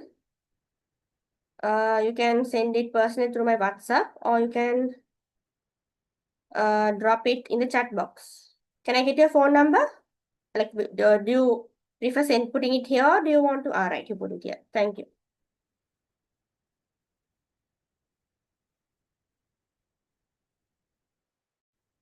Satushina, were you there for the intro? Like, I'm not sure if I read your name and did you say from where you came and your school?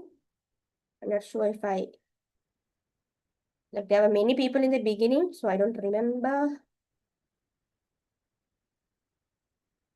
All right, give me a second. I'll quickly go through. I'm sorry, dear. Uh, right. You were the one from Hindu Ladies College. Right, right, right. Okay. Uh, so you were from Hindu Ladies College. Purya, like, were you there in the beginning, dear? I'm not sure if you mentioned from where you came. Purya, may I know from where you came and what school you go?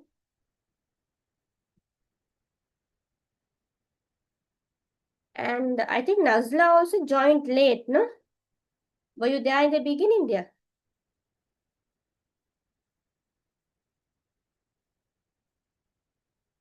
Yes, that's right. What school do you go and what A level year are you in?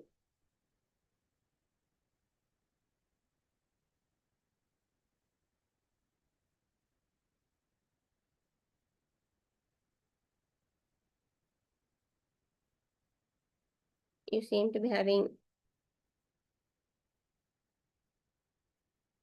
typing problem. Oh, right, so I don't see any response from Korea as well.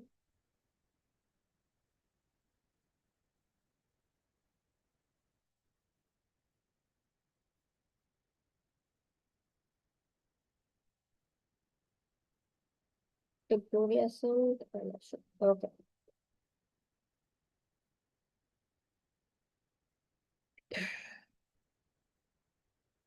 All right, Korea is from Okia International School. I see. Okay. Is it Nazla? Okay, I'm glad that you saw it today morning and at least joined.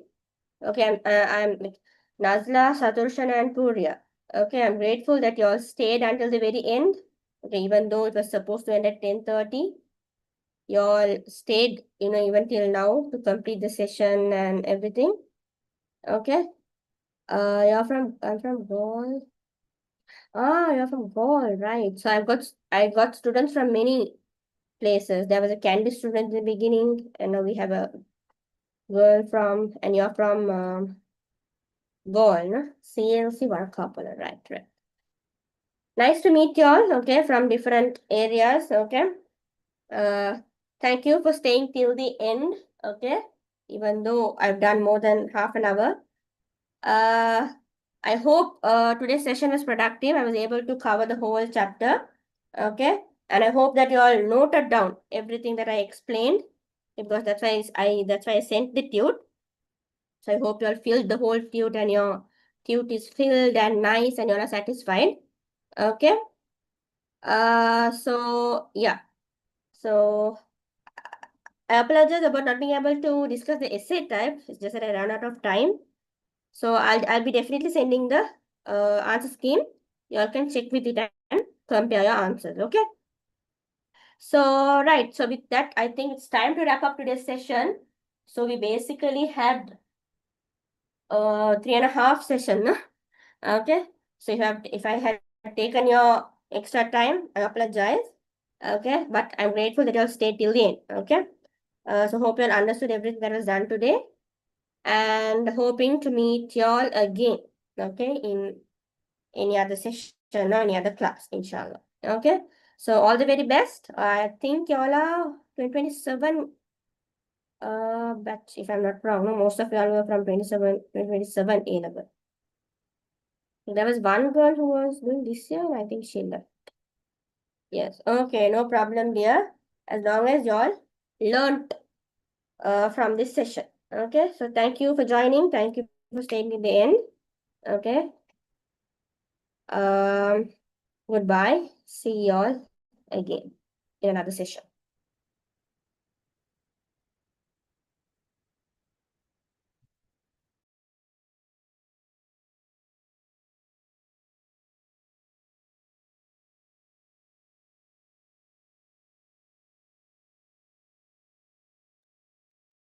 I'm sorry for coming in. If y'all are there in the session, if you haven't left, a small request. Okay. If y'all can give a feedback about today's session in the chat box or even in the WhatsApp group or personal even, it would be really, really appreciated. Okay. Thank you so much. Goodbye. Assalamu alaikum.